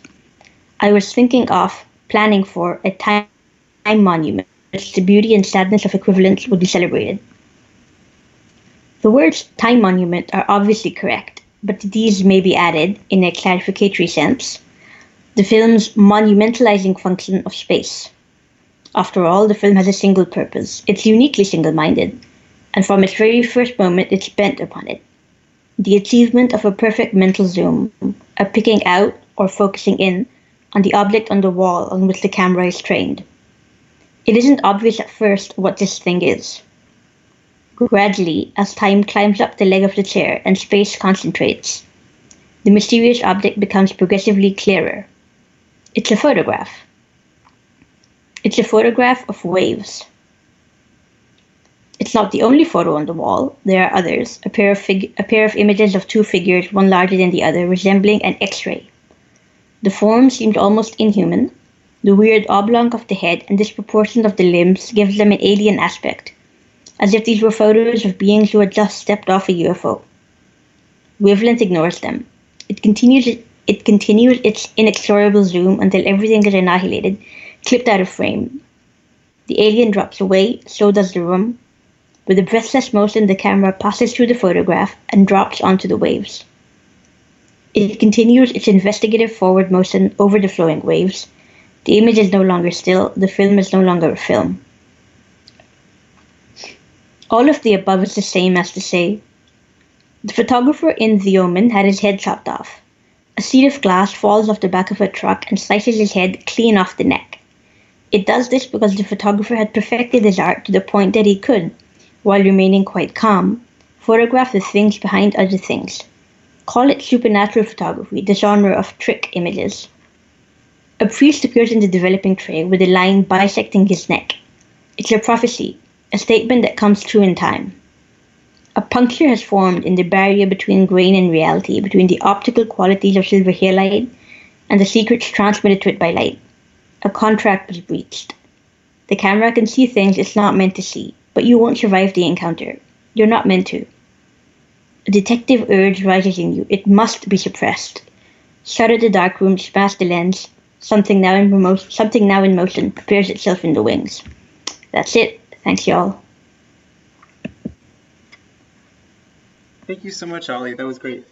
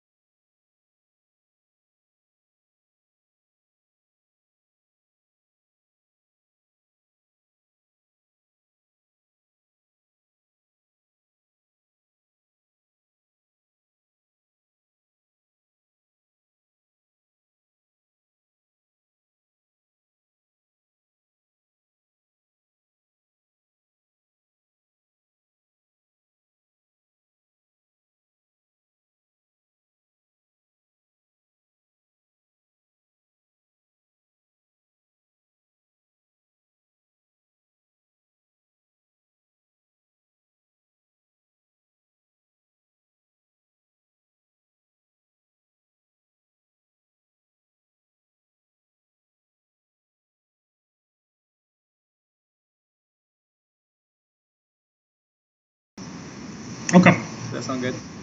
Wait, are we? So we're talking after I read or before I read? Do you want to do it at the end? Sure, we can do it at the very end. Okay. Cool. Sounds good. So I was just talking with Mike Coro, who took lead on the project. As many of you watching are contributors, you've dealt with him firsthand. So we were just talking about maybe him and I doing a little back and forth after the reading's finished. Just a few minutes, if anyone wants to. I don't know. Anyways, so let's get through the last two readers, which is just Mike and I. So Mike's chapter began the book, and then mine. There's a huge groundhog. Okay. Sorry. Massive. Okay, so Mike's chapter started out the whole book, and then mine is the ending. So in these next two readings, you'll get the beginning and the ending sorts. So without further ado, let's get Mike on here. Okay, and Mike, you are live. Awesome. The stage is yours. Okay. Thanks everybody for not only kind of all of you who contributed, but everybody who came out to this reading. It's super cool to see this project come together and kind of all the ways that everybody kind of indirectly and kind of infects each other's pieces, like all these mentions of television static and kind of that inevitable desert aesthetic. But without further ado, I'll read my piece, which is the beginning of the book. You see a watering hole, reprieve from the old dusty path, carry on birds circling in the air above. You fantasize your ascent into their ranks, feet lifting from the dunes, sifting sand through your toes, levitating over the arid landscape with our body hanging delicately between specks of dust. Don't you want to perform the witch's flight? You let the sun coat your skin in blistering film. You let the sun swallow you whole. You let the sun burn you into nothing. You let the sun prove that you do not need something to contain yourself. But we are here again, in the back of someone else's car with a duffel bag of VHS tapes that you plan on bringing up to your apartment, dragging a tremendous weight over each step of the staircase, opening the door, opening the lips of the VCR, inserting the tape. I don't know what is playing on the television. I can't quite make it out through the static and flowing mercury. You think to yourself, this must be the nectar of life, and run your fingers along the surface of the monitor.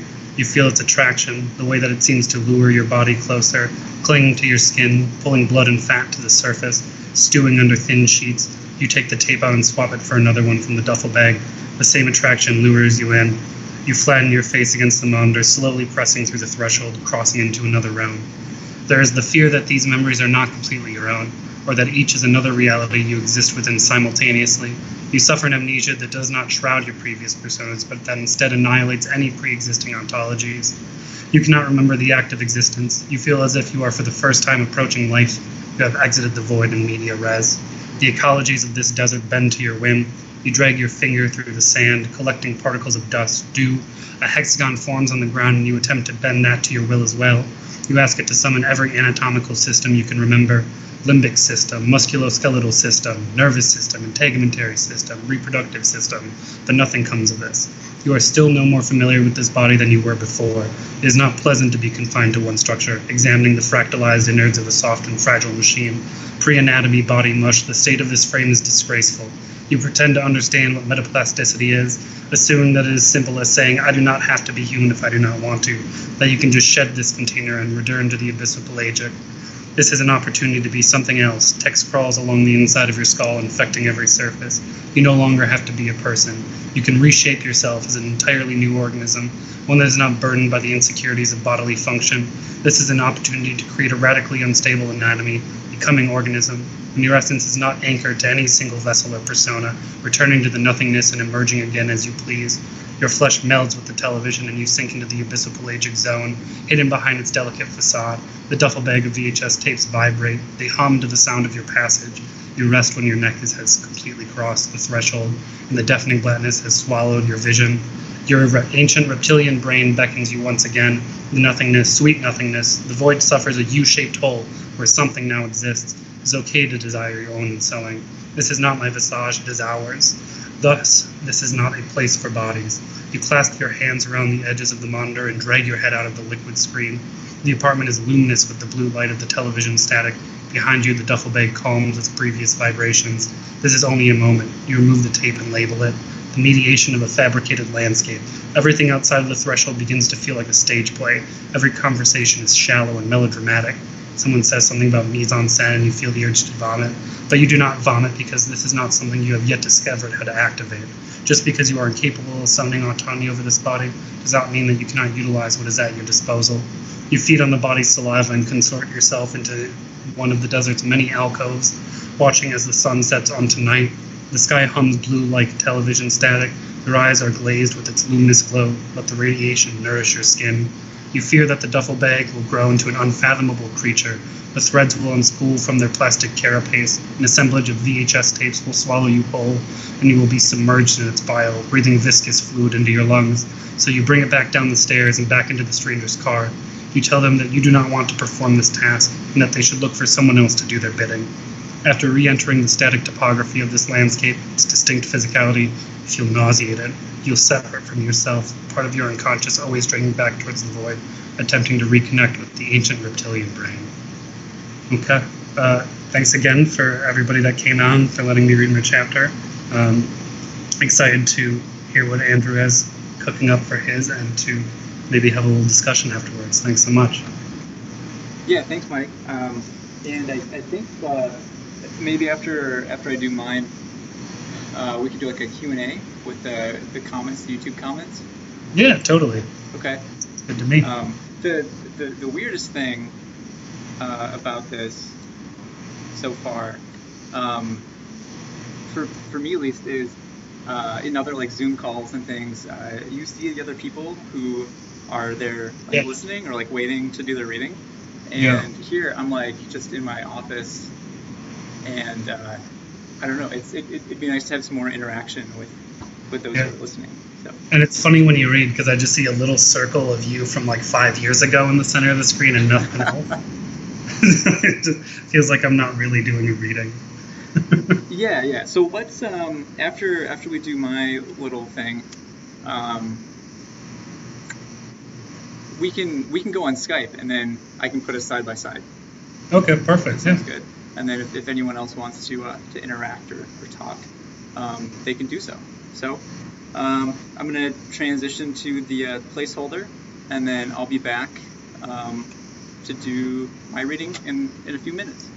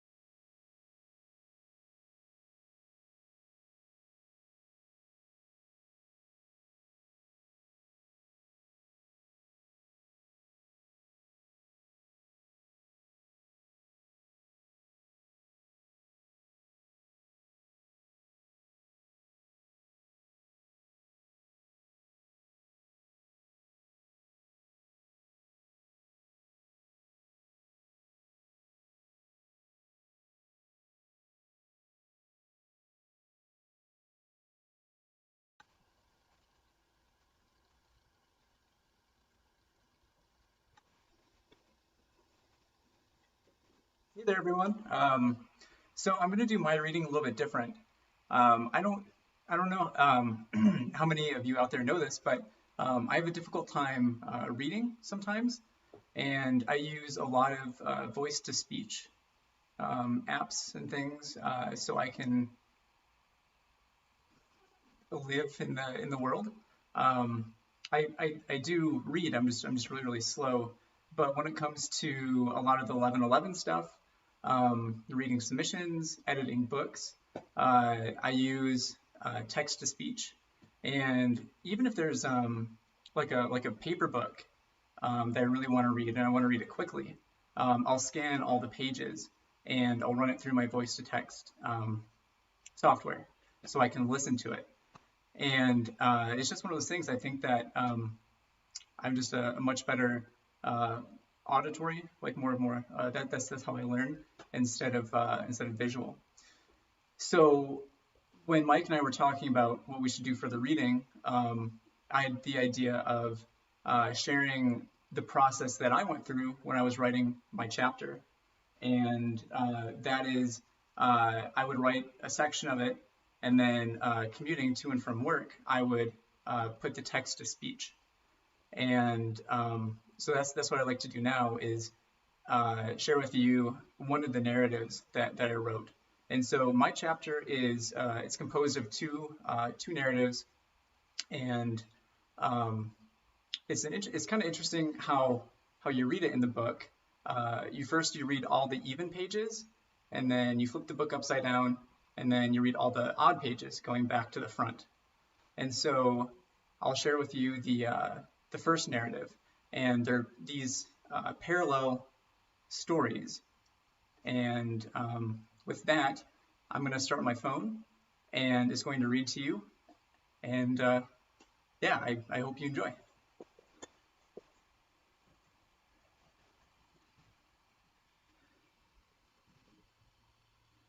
See a watering hole. Reprieve from the old dusty path. It's a familiar place you've returned to, and you don't know why. You want to let the whole thing play out, and maybe you will. But first, your hands. Where are they? You see them, rising, falling, palm up. Fingers move. Shake them. Noise, through the ears of your physical body, become your thoughts. You are the voice telling yourself, I am more than my physical body, because I am more than physical matter. You watch yourself telling yourself, I can perceive that which is greater than the physical world. The dreamscape fades into static as you tune into your surroundings. You did what the book told you to do. Do not drink water 2 hours before you plan on retiring for the evening. Swallow 1/8 teaspoon of salt. And you did, the salt turning into a thick paste, and you mashed the remaining solids into your gums. You wrote your intentions in the notebook you keep on the small table next to the bed. You become lucid with the hand trick, and then, more awake as you speak the words. And now, where are you? You are where you always are when you dream of water, the creek behind your house, the closest source of moving water when you are asleep at home.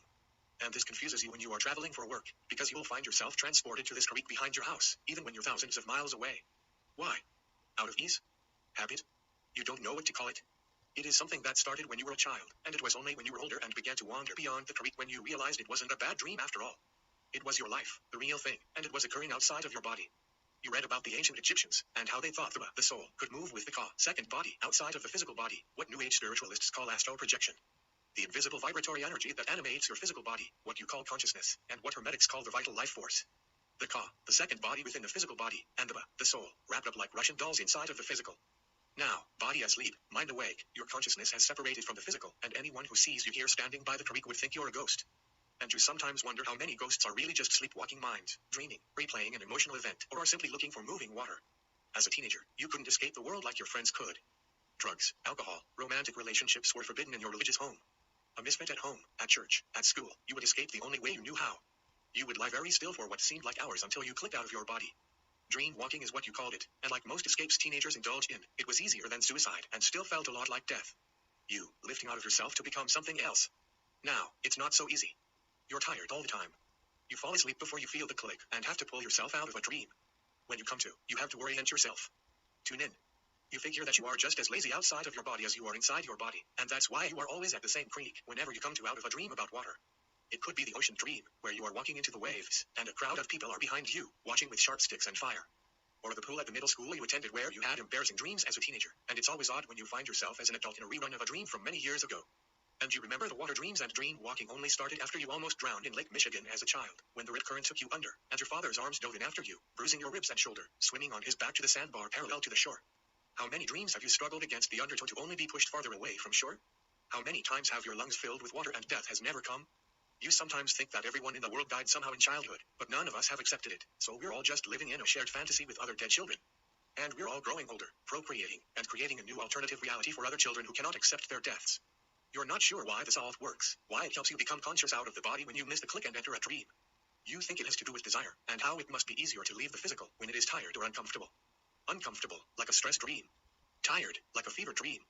And this is why stress dreams and fever dreams are so vivid, and why the dead seem to always be trying to tell us something in them. On the other side of the creek, there's the door you pulled yourself out of. It's made of light and leads to a tunnel made out of bricks, and the bricks are made out of math equations that form as you move through the dense body of dark, and you know it leads to the dusty path you came from. You realized long ago that everything here is a metaphor. Reality is one big system of metaphors. And here, you're not thinking, you are thought, because you are a metaphor in a system of systems, and now, walking through the light, one system will attempt to run its source code in another system. Hello, world. Even though the scene is vivid and tactile, you know you will begin to forget when you are called back to your physical body. When the silver cord begins to retract, and the second self begins pulling towards the physical, you will only be left with strange images and partial storylines that you will creatively fill in later. But it won't be a total loss. Some deeper knowing you will know it has happened. The gut instinct you. The intuition you. The that tells the story to me. Squiggly green math is pulled from the atmosphere and is pressed together into bricks as you move through the tunnel. The further you go, the more you remember, and you begin to remember everything you've forgotten. You promise yourself you'll remember this time. Key details. You tell yourself, remember concrete objects, specifics, so you can write them down immediately. The path is dusty. There is water and you are rising, falling, hovering. He grabs the notebook before opening his eyes. Every second counts. At first, the writing is quick and nonsensical. Old brown car, really hot, pond or river in the desert. His eyes remain closed, letting the sentences form. I look at the water, into the pond, and I can't see myself. Something catches my attention, not a sound because I don't know if you can hear in dreams, it's more in knowing. Something, like a presence. I looked at my hands again because I didn't want my emotions to get the best of me. I wanted to be able to maintain full lucid control. The pen stops moving, and his brain fills in the missing data, adding to and subtracting from the whole. Now he's unsure what is real and what is invention, but continues writing with the same conviction. I lost it. But something bigger took hold. I was watching myself, but I wasn't myself. I was another ethnicity, maybe a past life. Don't know. I understood the language, or the thoughts of myself, this self, as this child. There was this. Fear. My parents were dead, and I knew it because I had, at some point, watched them die. I don't know how. Famine? Disease? And I was walking. I want to say this is a past life regression dream, but the car was too new, like 1950s Chevy. And then, the images are gone. Evaporated into the curtains over the window in the hotel room. He stares off, trying to pull at what was once alive and real and true, but now feels so childish, foolish, and imaginary. Like all dreams do after you leave them. He thinks about all the times he was scared as a child, as a teenager, but when the words came out, there was nothing to be afraid of. He wonders how the same thing can change so quickly from one extreme to the other. From believing something is real and true, to dismissing it as crossed wires in the brain. Dream logic, he thinks. A clean white shirt is unrolled from a nondescript black suitcase and is placed on the tiny hotel ironing board.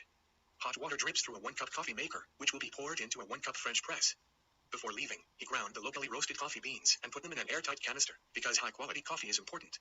Because mornings are important. Because routines are stable, and no matter how many talks he's given, or countries he's visited, routines are the only thing that helps him stay focused. And if a person can only make a few good decisions every day before encountering decision fatigue, he doesn't want to waste them on what to wear, what to eat, what to drink, when to sleep. What are we, he thinks, but a lifetime of routines? Thoughtless habits. Driving down the same road and forgetting the journey. In the routine of early morning, he can let these thoughts wander freely. The words coming to mind are mostly praise for the good routine he has created, and then go on to explain the benefits to an imaginary someone, justifying himself to himself. And then he thinks about a friend who works at Duke's Fine Research Center, and how this friend told him that paranormal activity might simply be psychic energy that is stuck in a routine, like a current in a body of water. The energy continues to move after it has left the physical body. There was a story about an old woman who would read her Bible at 5:30 p.m. every evening in her rocking chair, and after she died, the new tenants swore they heard a rocking chair every night while they were making dinner. But they didn't own a rocking chair. And when pressed for an explanation, this friend said that the old woman likely doesn't know she has died, and she is still caught up in her routines and lives in a thought reality that is as real to her as this one is to us. To settle the unease of the couple who, without a doubt, was curious if the old woman was watching them take showers, sleep in their queen bed, or use the bathroom, this friend reassured them that the old woman's lingering psychic energy is separate, like the negative of a photo. Though, during times of high energy or emotion, the old woman could think the new tenants are phantoms or demons, because their worlds overlaps just so, that to her, they would only be a shadow's outline or faint white noise in the background. Dream logic, he thinks. And he wonders if the friend ever told the young couple about what to do if they dream of the old woman. Then again, if the friend did, then they would have had to tell them everything. His hand grips the iron for another pass across the back of the white button-down shirt. His mind is still elsewhere. He remembers the friend saying that consciousness can take many forms, and we're often moving between many states of consciousness at any given time. Each state is associated with different brain waves, and these waves can exist outside of the body. His thoughts are interrupted by a text message from a colleague who is trying to find a printer in their hotel. Later today, his team will be defending their position on a matter that could potentially impact billions, and it always strikes him as odd that decisions that could change the fate of humanity always happen in such tiny rooms with such little press coverage. He wonders if it was because the decisions were made not on merit or data, but secret pacts and private school friendships across multiple nations. His thoughts drift while ironing his shirt, and then his slacks. Life doesn't get better after high school. It only prepares you for more of it. The dynamics of high school are everywhere, because no one ever leaves high school, because there is always the in crowd, and there are always the nerds, and everyone knows there is a pecking order and where they fall in line. He laughs to himself. If you liked school, you'll love work. He was trying to kill children, helpless children in third world countries, or rather, that's what he was up against. The rhetoric from big multinational corporations importing vitamins and minerals to be cooked in bread and sprayed on breakfast cereals would have anyone believing this. At this event last year, the World Hunger Initiative Conference, with attendees from nearly every country in the world, and special guest speakers from the UN, WHO, FAO, UNICEF, and the World Bank, in front of everyone, a poster was presented with the words, child murderers next to the logo of his non-profit organization. The letters of the words child murderers were in the same coloring as the eyes of the malnourished children, which were also artificially yellow, because starving children don't have jaundiced eyes, which made his presentation all that more depressing, because he knew that emotions would always be more important than a comprehensive statistical analysis. The claims were untrue, of course, and he never understood why organizations who were working towards solving a common problem made the other side out to be the cause of the problem. Divided as they were in their strategy, couldn't the other side present their data without making him look like the enemy? Like something to defeat? But they were not working towards the same goal. The issues were never the ones at the forefront, because everything in politics was always several times removed, and research was only praised if it validated the current system, and he was up against organizations who tailored their research to justify the established processes. Millions of dollars, pounds, and euros went to funding bad science that made it easier to live exactly as we always have. The real enemy was folic acid producers. If he could speak freely, he would talk about how the US created a global industry around a problem they created. He would say, we never needed to add folic acid to bread or iodine to salt before everyone adopted the unhealthy Western, aka US, diet. The white bread and squeezed cheese lunch. The fast food family dinners. The high fructose corn syrup. The partially hydrogenated oils. Everything deep fried and chemically treated to last longer on the shelf. The invisible enemy. The invisible war. He would say, we are paying someone to suck the nutrients out of our food and paying another to put synthetic nutrients back in. The simple solution is to not suck it out in the first place, to eat whole foods. All you need to do is teach people how to grow food, locally. Make traditional dishes. Return to the old ways before they are forgotten. And that's when he was going on and off script, unknowingly practicing his talk schedule for later in the day. Instead of giving starving children white bread full of synthetic rocks, we should be teaching our at-risk communities how to make bread with local ingredients. This is an incredible threat, teaching people how to catch their own fish. But he wouldn't say it like that. He would sidestep it, just as everything else is sidestepped. So, he used this free time while his body moved in routine to release his true emotions, so he would be calm and collected on stage. He imagines himself on stage talking at TED, a place he thinks might one day be receptive to his pro-culture approach.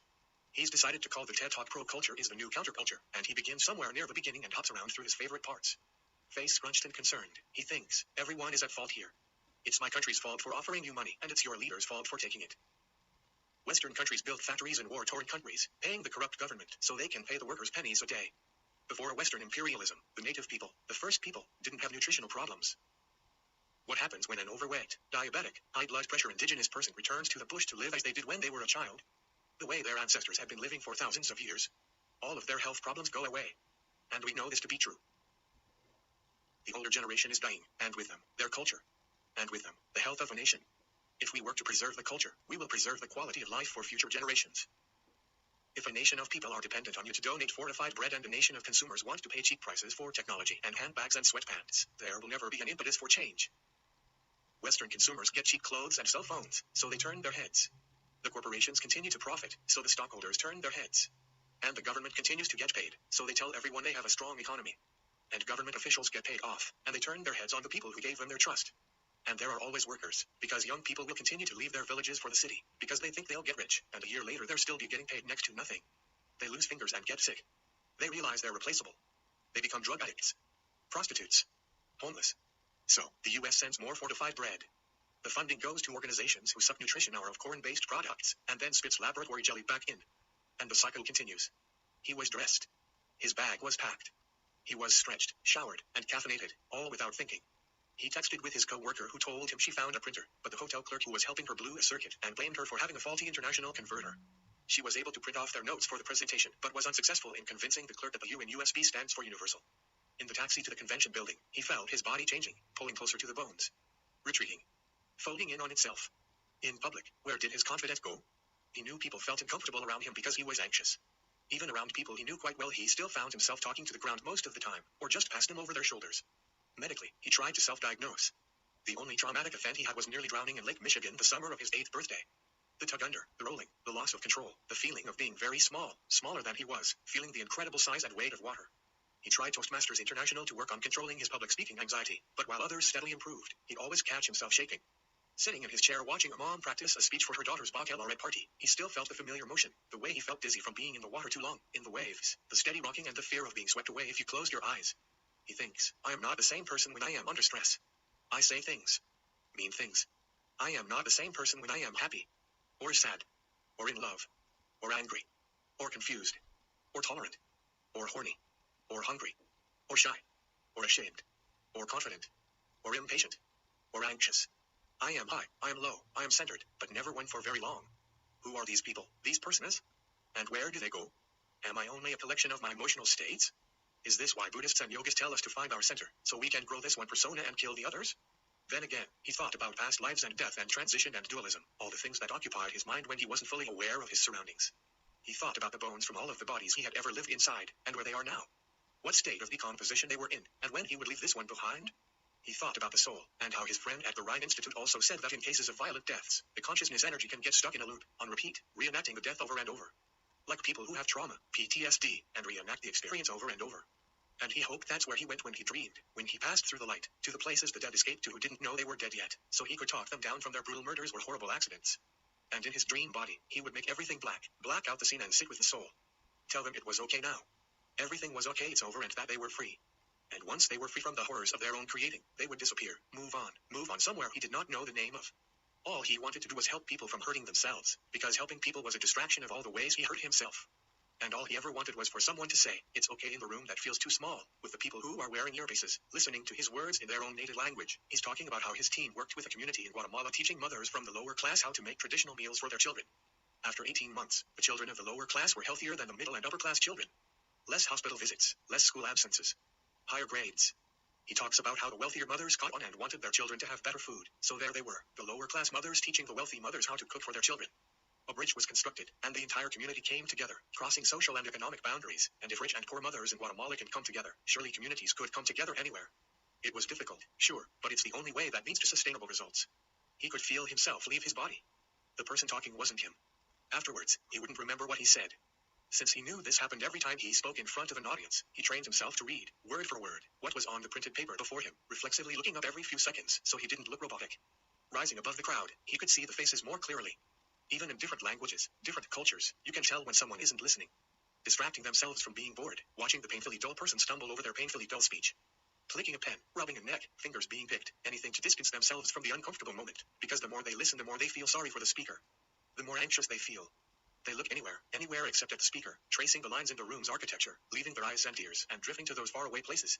Descending, back down to earth, everything was okay. It was okay that he was a line item on a schedule. It was okay that his non-profit was only invited so the leaders could go back to their countries and say, after exploring all possible options, we have made the informed decision to. It was okay, he thought. I'm okay, you're okay. Their minds were already made up before their airplanes landed, before they checked into their hotels, and before they walked in these doors. I'm okay, you're okay, we're intelligent creatures living in a meaningless world. And that's okay, it's okay to make emotional decisions, because that's the law of the world, what rules humanity. I'm okay and you're okay, and we all want to be fed, and liked, and touched, and cared for by someone besides our mothers. And when someone wasn't okay, well, that's okay, too, because we adjust our lives accordingly until everything is good enough to not complain. Good enough to sit here a while longer. Good enough to be okay. I'm okay, you're okay, we're all okay. It's not that he didn't care, it's that he realized that he was caring about the wrong things. People can't change other people. People are not good at being people to other people, and it only hurts when you expect them to be.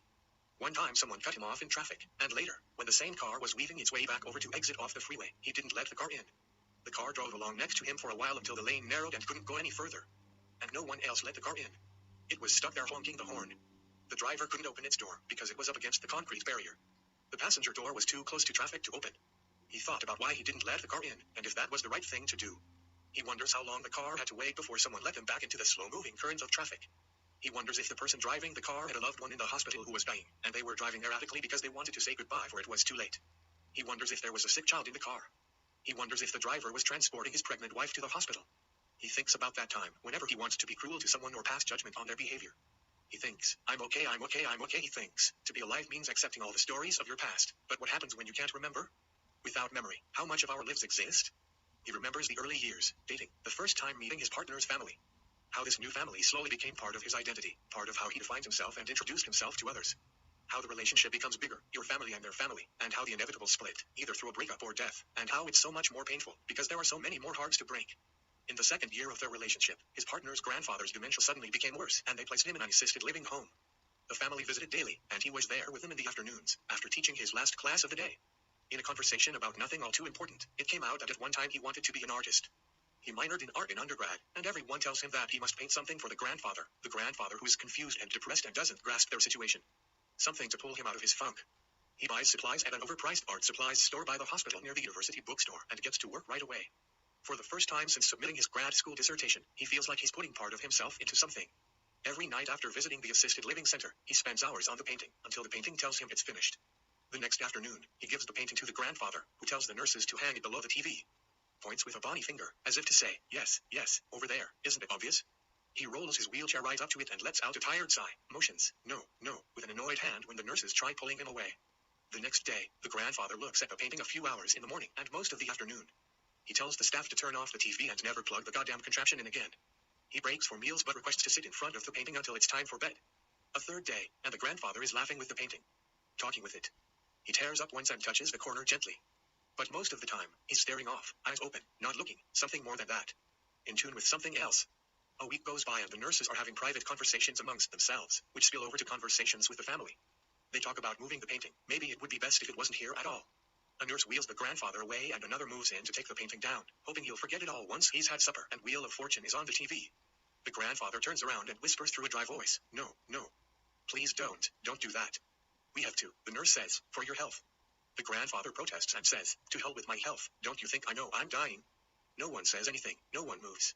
The grandfather looks at him and then his partner, and back to him, and smiles only with his eyes.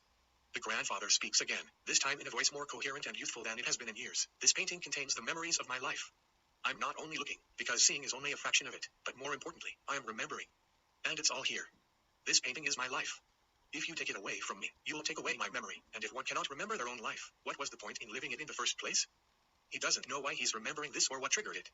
He's confused by the things he remembers, because they could be the things others easily forget. The grandfather died shortly after demanding the painting stay hanging in his room. The TV was never turned on again while he was alive. And on the day he died, he was sitting in the wheelchair, looking at the large brush strokes from afar. He closed his eyes and said, yes, now that's that ticket. And his head nodded, motionless, as if bowing before the artwork. He thinks, but where do those people go? The ones you have given part of your life to? He wonders where all the people are he had once loved. The people he told secrets to, from best friends in elementary school to his first romantic relationship. And then college, and all the places he's worked and the many communities he's helped grow and develop. All the people had so easily come in and out of his life. He thinks, why are the people you share the most of yourself with the ones who you risk never talking to again? He thinks, how much of myself has come from people I will never see again? He thinks, what are we but slices of everyone we meet? He thinks about all the pieces of himself and all of himself that is composed of pieces he has taken from others. Back at the hotel, he pulls the covers over his body. He thinks, how many beds have I slept in? How many heads have slept on this pillow, and how many hearts have thumped beneath these sheets? He rips the top off the salt packet he took from the cafe lounge downstairs near the hotel lobby and pours half of it on his tongue, jamming the grains into the roof of his mouth, and then lets the saliva pool in the corners. He thinks about the part of every person that makes them do the things they do. Makes them do the things without even thinking about it. About how if you stop and think for a half second before doing anything, you realize how absurd it is. How absurd living is, and the things we do to occupy our time, and the small things we believe are meaningful. And then you see the watering hole, and the path behind you. And you wonder what would happen if you turned around, went away from the water, and tried to find out where all of this started. And you wonder what it's like to not have a body to return to, and why you ever felt like you needed one in the first place. You see a watering hole. Reprieve from the old dusty. Great, thank you for listening to that little untraditional reading. Then it continues on to the parallel story. So what I'm going to do, next is I'll put the placeholder on, and I'll call Mike back, and then Mike and I we'll chat maybe for a minute or two, and then if anyone wants to ask us any questions or talk about writing or talk about the collective novel, feel free to put it in the comment section on YouTube. Looking over there, I have a computer over there too. So, okay, we'll be back in just a few minutes.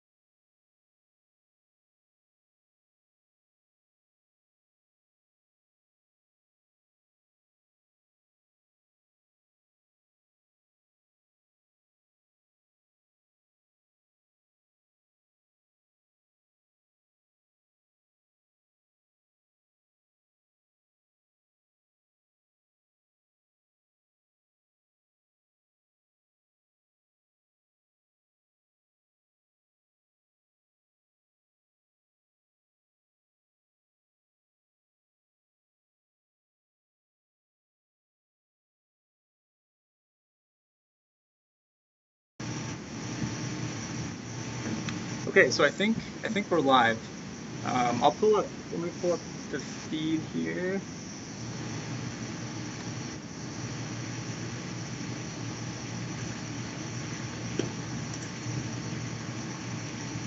Okay, anyone in the chat, are we good? Can you see us?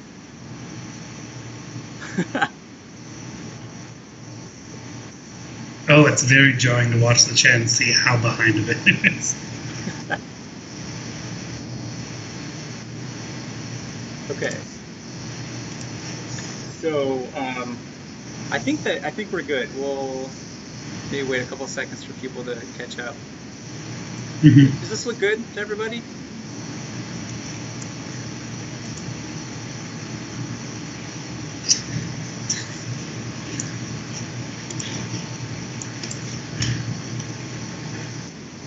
Thanks, John.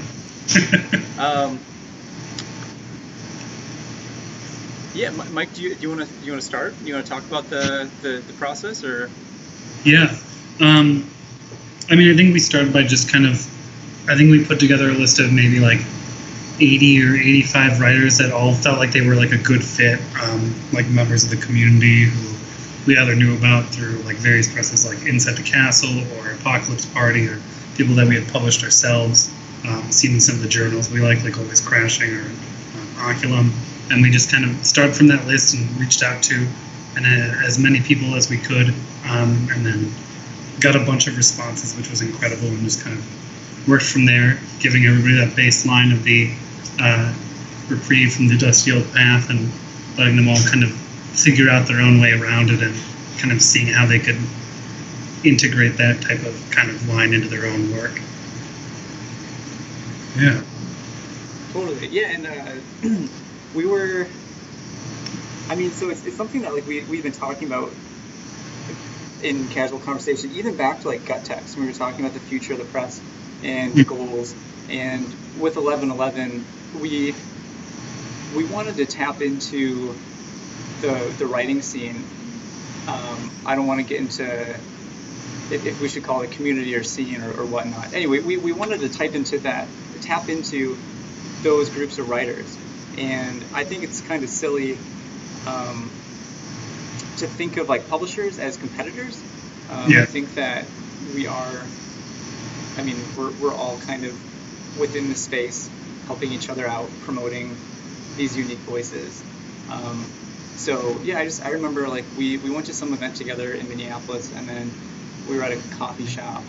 Oh, it was that one magazine release. Yeah. Oh, okay. Yeah, we went to we got invited to an interesting reading, and we left and needed to decompress.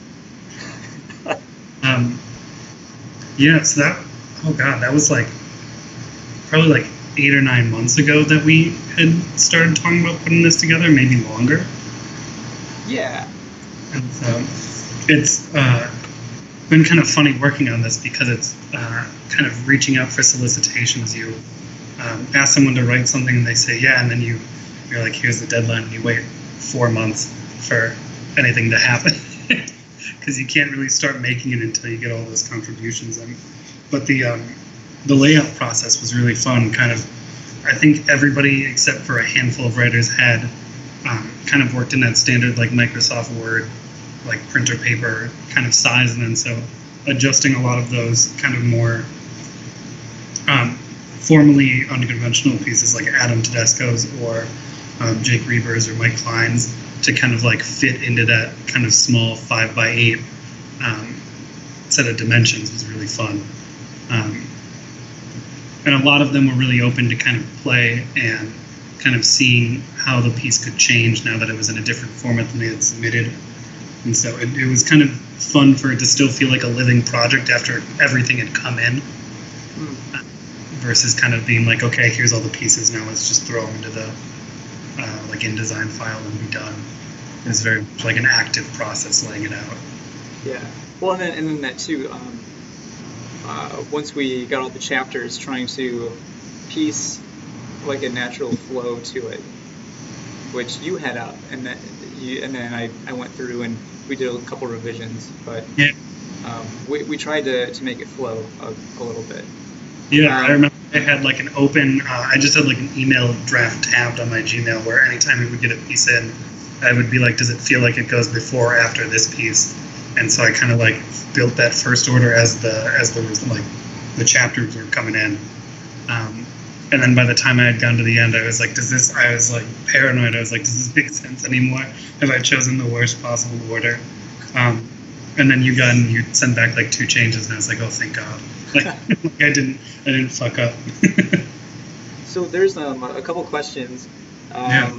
So Nicholas Rapp said, what prompted the reprieve from the dusty old path? I don't know. I think, I mean, everything that I've done within publishing, I'm always like doing a lot of other things at the same time. So I think I was like, I mean, and then I'm like texting with Mike and we're talking about ideas, and Mike's doing stuff in his own life too. I think that it's just having kids and having a full-time job and trying to manage everything. Anyways, I was like vacuuming or something, and we had just been talking about it. And so like I find tasks like washing dishes and house chores as my thinking time because I don't get a lot of time to think. And we wanted to leave it open. We wanted to have this kind of put a frame, and then people could work within that, and they could go as far and wild as they wanted to. But we didn't want it to be too confining also. And a lot of the chapters interpreted the watering hole differently. So I think that worked out well. Yeah, and there were interesting kind of like unexpected ways that pieces started to cohere together. Like the Sublime showing up in Candace's and Ryan's pieces, or like I think like mine, B.R. Yeager's, Ollie's, like a lot of these also kind of recur to this image of static, which I think kind of tends to get projected onto the desert. And so there were just kind of these interesting kind of just little images that kept showing up throughout pieces that we didn't really expect, which was really cool to see. Let's see. As Cummer wants to talk about the cover. And so Mike made the cover. Yeah. He sent it over, and I was like, yeah, that's awesome. That's it. So do you want to talk about it, Mike? Sure. I'm trying to remember what, I think it had almost no logic to it, or any logic to it was like just kind of projected afterwards. But I had seen, I think it's the Dialectics Pop cover from Urbanomic, had this really kind of satisfying grid pattern. I think they had done like vinyl records as like their grid, and I'd liked that idea, and so I started playing around with like different grid patterns I could do, and I kind of landed on this skull because I feel like it kind of connects to that desert of like the kind of sentence or the illusion of the desert, and like that sentence of the old dusty path. You kind of imagine this like worn place, and I like the idea of that kind of taking some bodily form, and then the twisted red skull either just being this kind of aesthetically pleasing diversion from the grid, or maybe like a subversion of the grid's kind of uniformity, if you're looking at this as the expanded or unconventional kind of group of writers. And then I just liked the very like kind of clean and subdued Arial that I used for that. I think it's Arial Black that I used for the title font, because I really wanted that kind of grid of skulls to be the primary image. And then removing any type of like name or branding kind of wherever you could, and kind of focusing on the fact that like this isn't edited by Andrew and Mike, or this isn't like 1111 Press Presents. It's very much just the work of these writers brought together in like one unified kind of prompt. And so I wanted to kind of let that be the focus.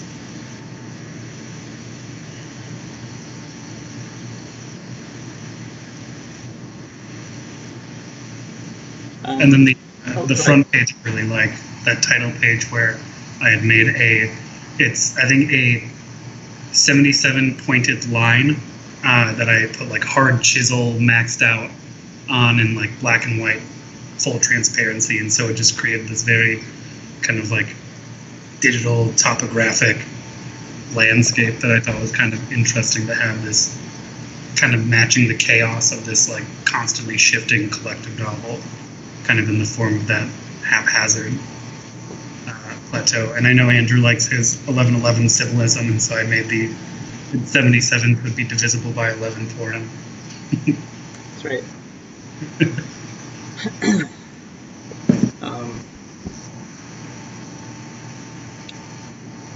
Let's see, we did talk a little bit about how we ordered the pieces in the current form. As you were saying, we tried to have a natural flow to it. You took lead on that. Kind of creating a good kind of give and take between some of the more like kind of bizarrely laid out pieces and the more kind of like conventionally kind of paragraph structured pieces, so that way it wasn't like half the book was like super kind of bizarre layouts and then half the book looked like a normal novel. And so kind of creating flux in the forms too was important. Yeah, something else I want to note too, and I put this in the introduction. There's like a one-page introduction where I do talk a little bit about like what prompted this, and it goes back to when I was younger and trying to find music, and I would buy these like compilation CDs from bands that would never be played on the radio, and this was before like MySpace was really big, and so that was the way that I found out about new music, was buying like $5 CDs with 30 bands on it, and then I'd usually find a couple bands that I liked, and then I'd go out and I'd buy the full album.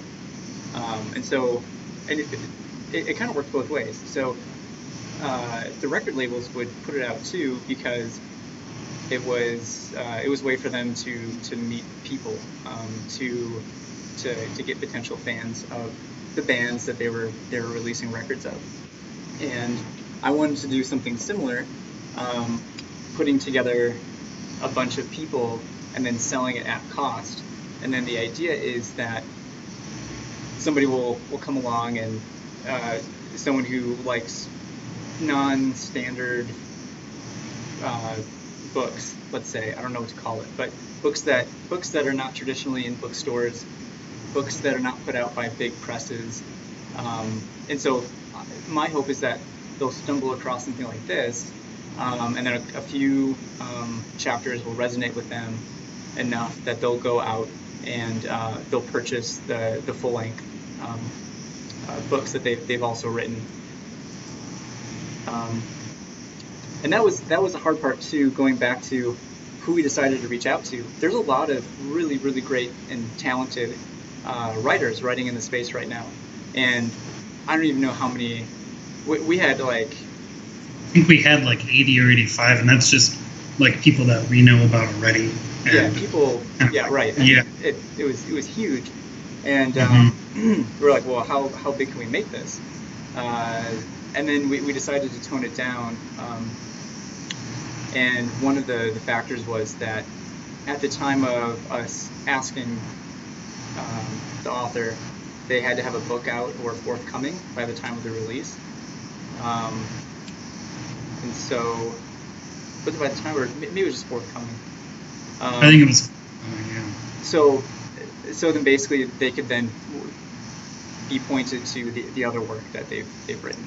Yeah, and that was one of the like kind of organizational things that we tried to focus on. If you look at the physical book, each chapter ends with the contributor's bio, kind of as a way to incentivize the reader. So rather than like reading a piece and being like, oh, I really like that, and having to kind of keep that name in the back of their mind until they reach like an index at the back or a contributors list, it's like right there with the person's name and their like site if they have one, and what other books that they have out. And so we wanted kind of that like immediate, like, oh, you liked this, try this too, kind of response for the reader. Mm-hmm. Yeah, totally. Yeah. And because I know that there was some talk about like how, you know, like why do we ask these people and not these people? I think that we tried our best, and if this goes along well, I think that we're going to try a collectively written something again, right, Mike? Yeah, I think so. I did a little break before that one. It's hard coordinating 34 people. But yeah. Yeah, this was a lot of fun though, and really cool, like I said, to just see how everybody kind of contorted that prompt to fit their style and kind of say what they wanted to say. Yeah, it was like really great. There's a couple of plays, like, you know, scripts. Yeah. Mm-hmm. We have Jennifer's piece, which I don't think has like 2 coherent sentences across its like 13 pages. Or like Mike Klein, who I think appropriated some. Mike Klein and Tad Adcx both appropriated text from other sources. So kind of a lot of play. Let's see. So something else I can add about that. Oh yeah, here it is. So there is a color version too. The digital version is in color, and there's, I think, 3 or 4 pieces that have color in them.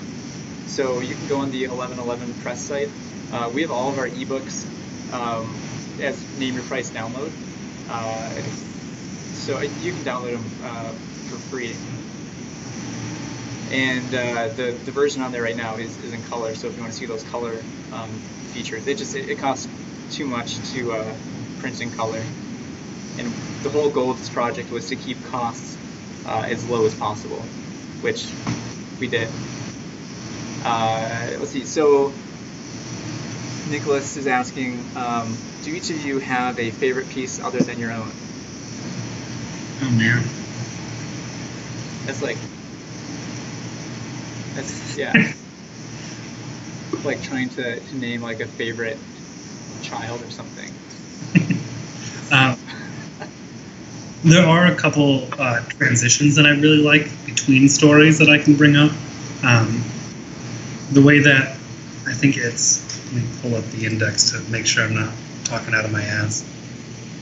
But I know I like having Jake's towards the end, which is the piece that has very little legible text, because you kind of get through the, like, say 400 pages of this book, and then you get to a page that says, like, no browsing, only reading, which kind of just, like, makes you question what you've been doing for the last 400 pages. And so I really like how that kind of, the place that ended up, along with this kind of cycle of, I think it's like Jermaine and Monica Blevin, who are kind of have this kind of almost like ethereal technological kind of run towards the like first third of the book.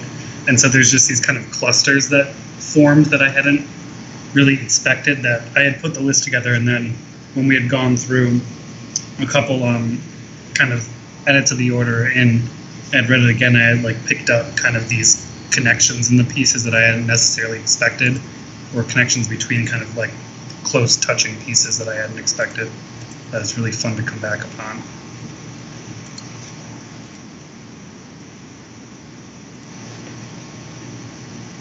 I'm pulling the site up now to make sure that I'm making the correct assumptions.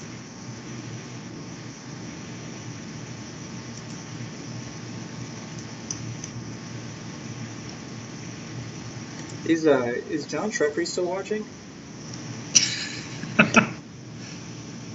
If so, I just want to give a shout out to thank him for help and guidance within this like community of publishers. He's been really great, and I know that I think that we borrowed his wording, expanded field, because Inside the Castle publishes books in the expanded field, and that was meant as the most sincere compliment. We were hoping he wouldn't notice. But we were hoping that he was going to forget that he invented it. And he would tell us for coming up with a great word combination. It's my favorite kind of phrasing of it that I've heard so far. It feels very kind of hokey to call it like experimental, or like innovative makes it seem like it's on some pedestal. But I like that expanded field just offers it as like this alternative, like this outskirts. Yeah. Oh, it's a Rosalind Krauss line. Interesting. Most sincere compliment, thank you. But gotcha. Well, I guess, yeah, we're just borrowing stuff. Great. Yeah, I think that what I like about the contributors too is that, so speaking of other publishers that are involved, so Tyler Crumrine, he runs Plays in Verse, and he contributed to this. Joshua Ross runs Supplementary Editions. Benjamin DeVos runs Apocalypse Party. Garrett Dennert used to run Orson's Publishing. Gary Shipley's in there from. What's Gary Shipley's in there from Schism. Yep, Gary Shipley. Yep. There's a lot of good representation of the writers that we frequently, read and communicate with on the interweb. Yeah. Okay. Any other questions or anything else you guys want to talk? I don't know. Do you guys want to go somewhere after this, or meet up? Or is there like another like virtual like after party that we're hanging out at?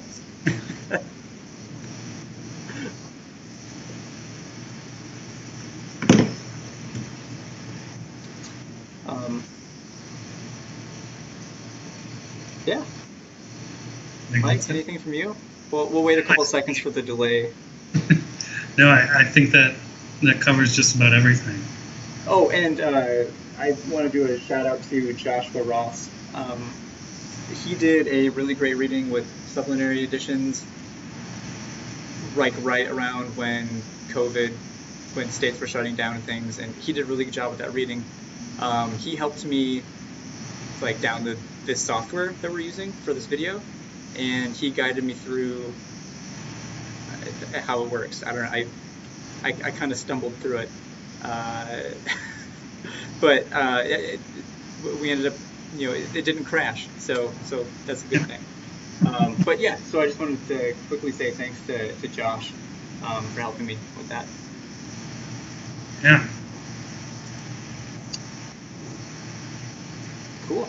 All right. I think that's it. I think that we can all go be alone in our homes now.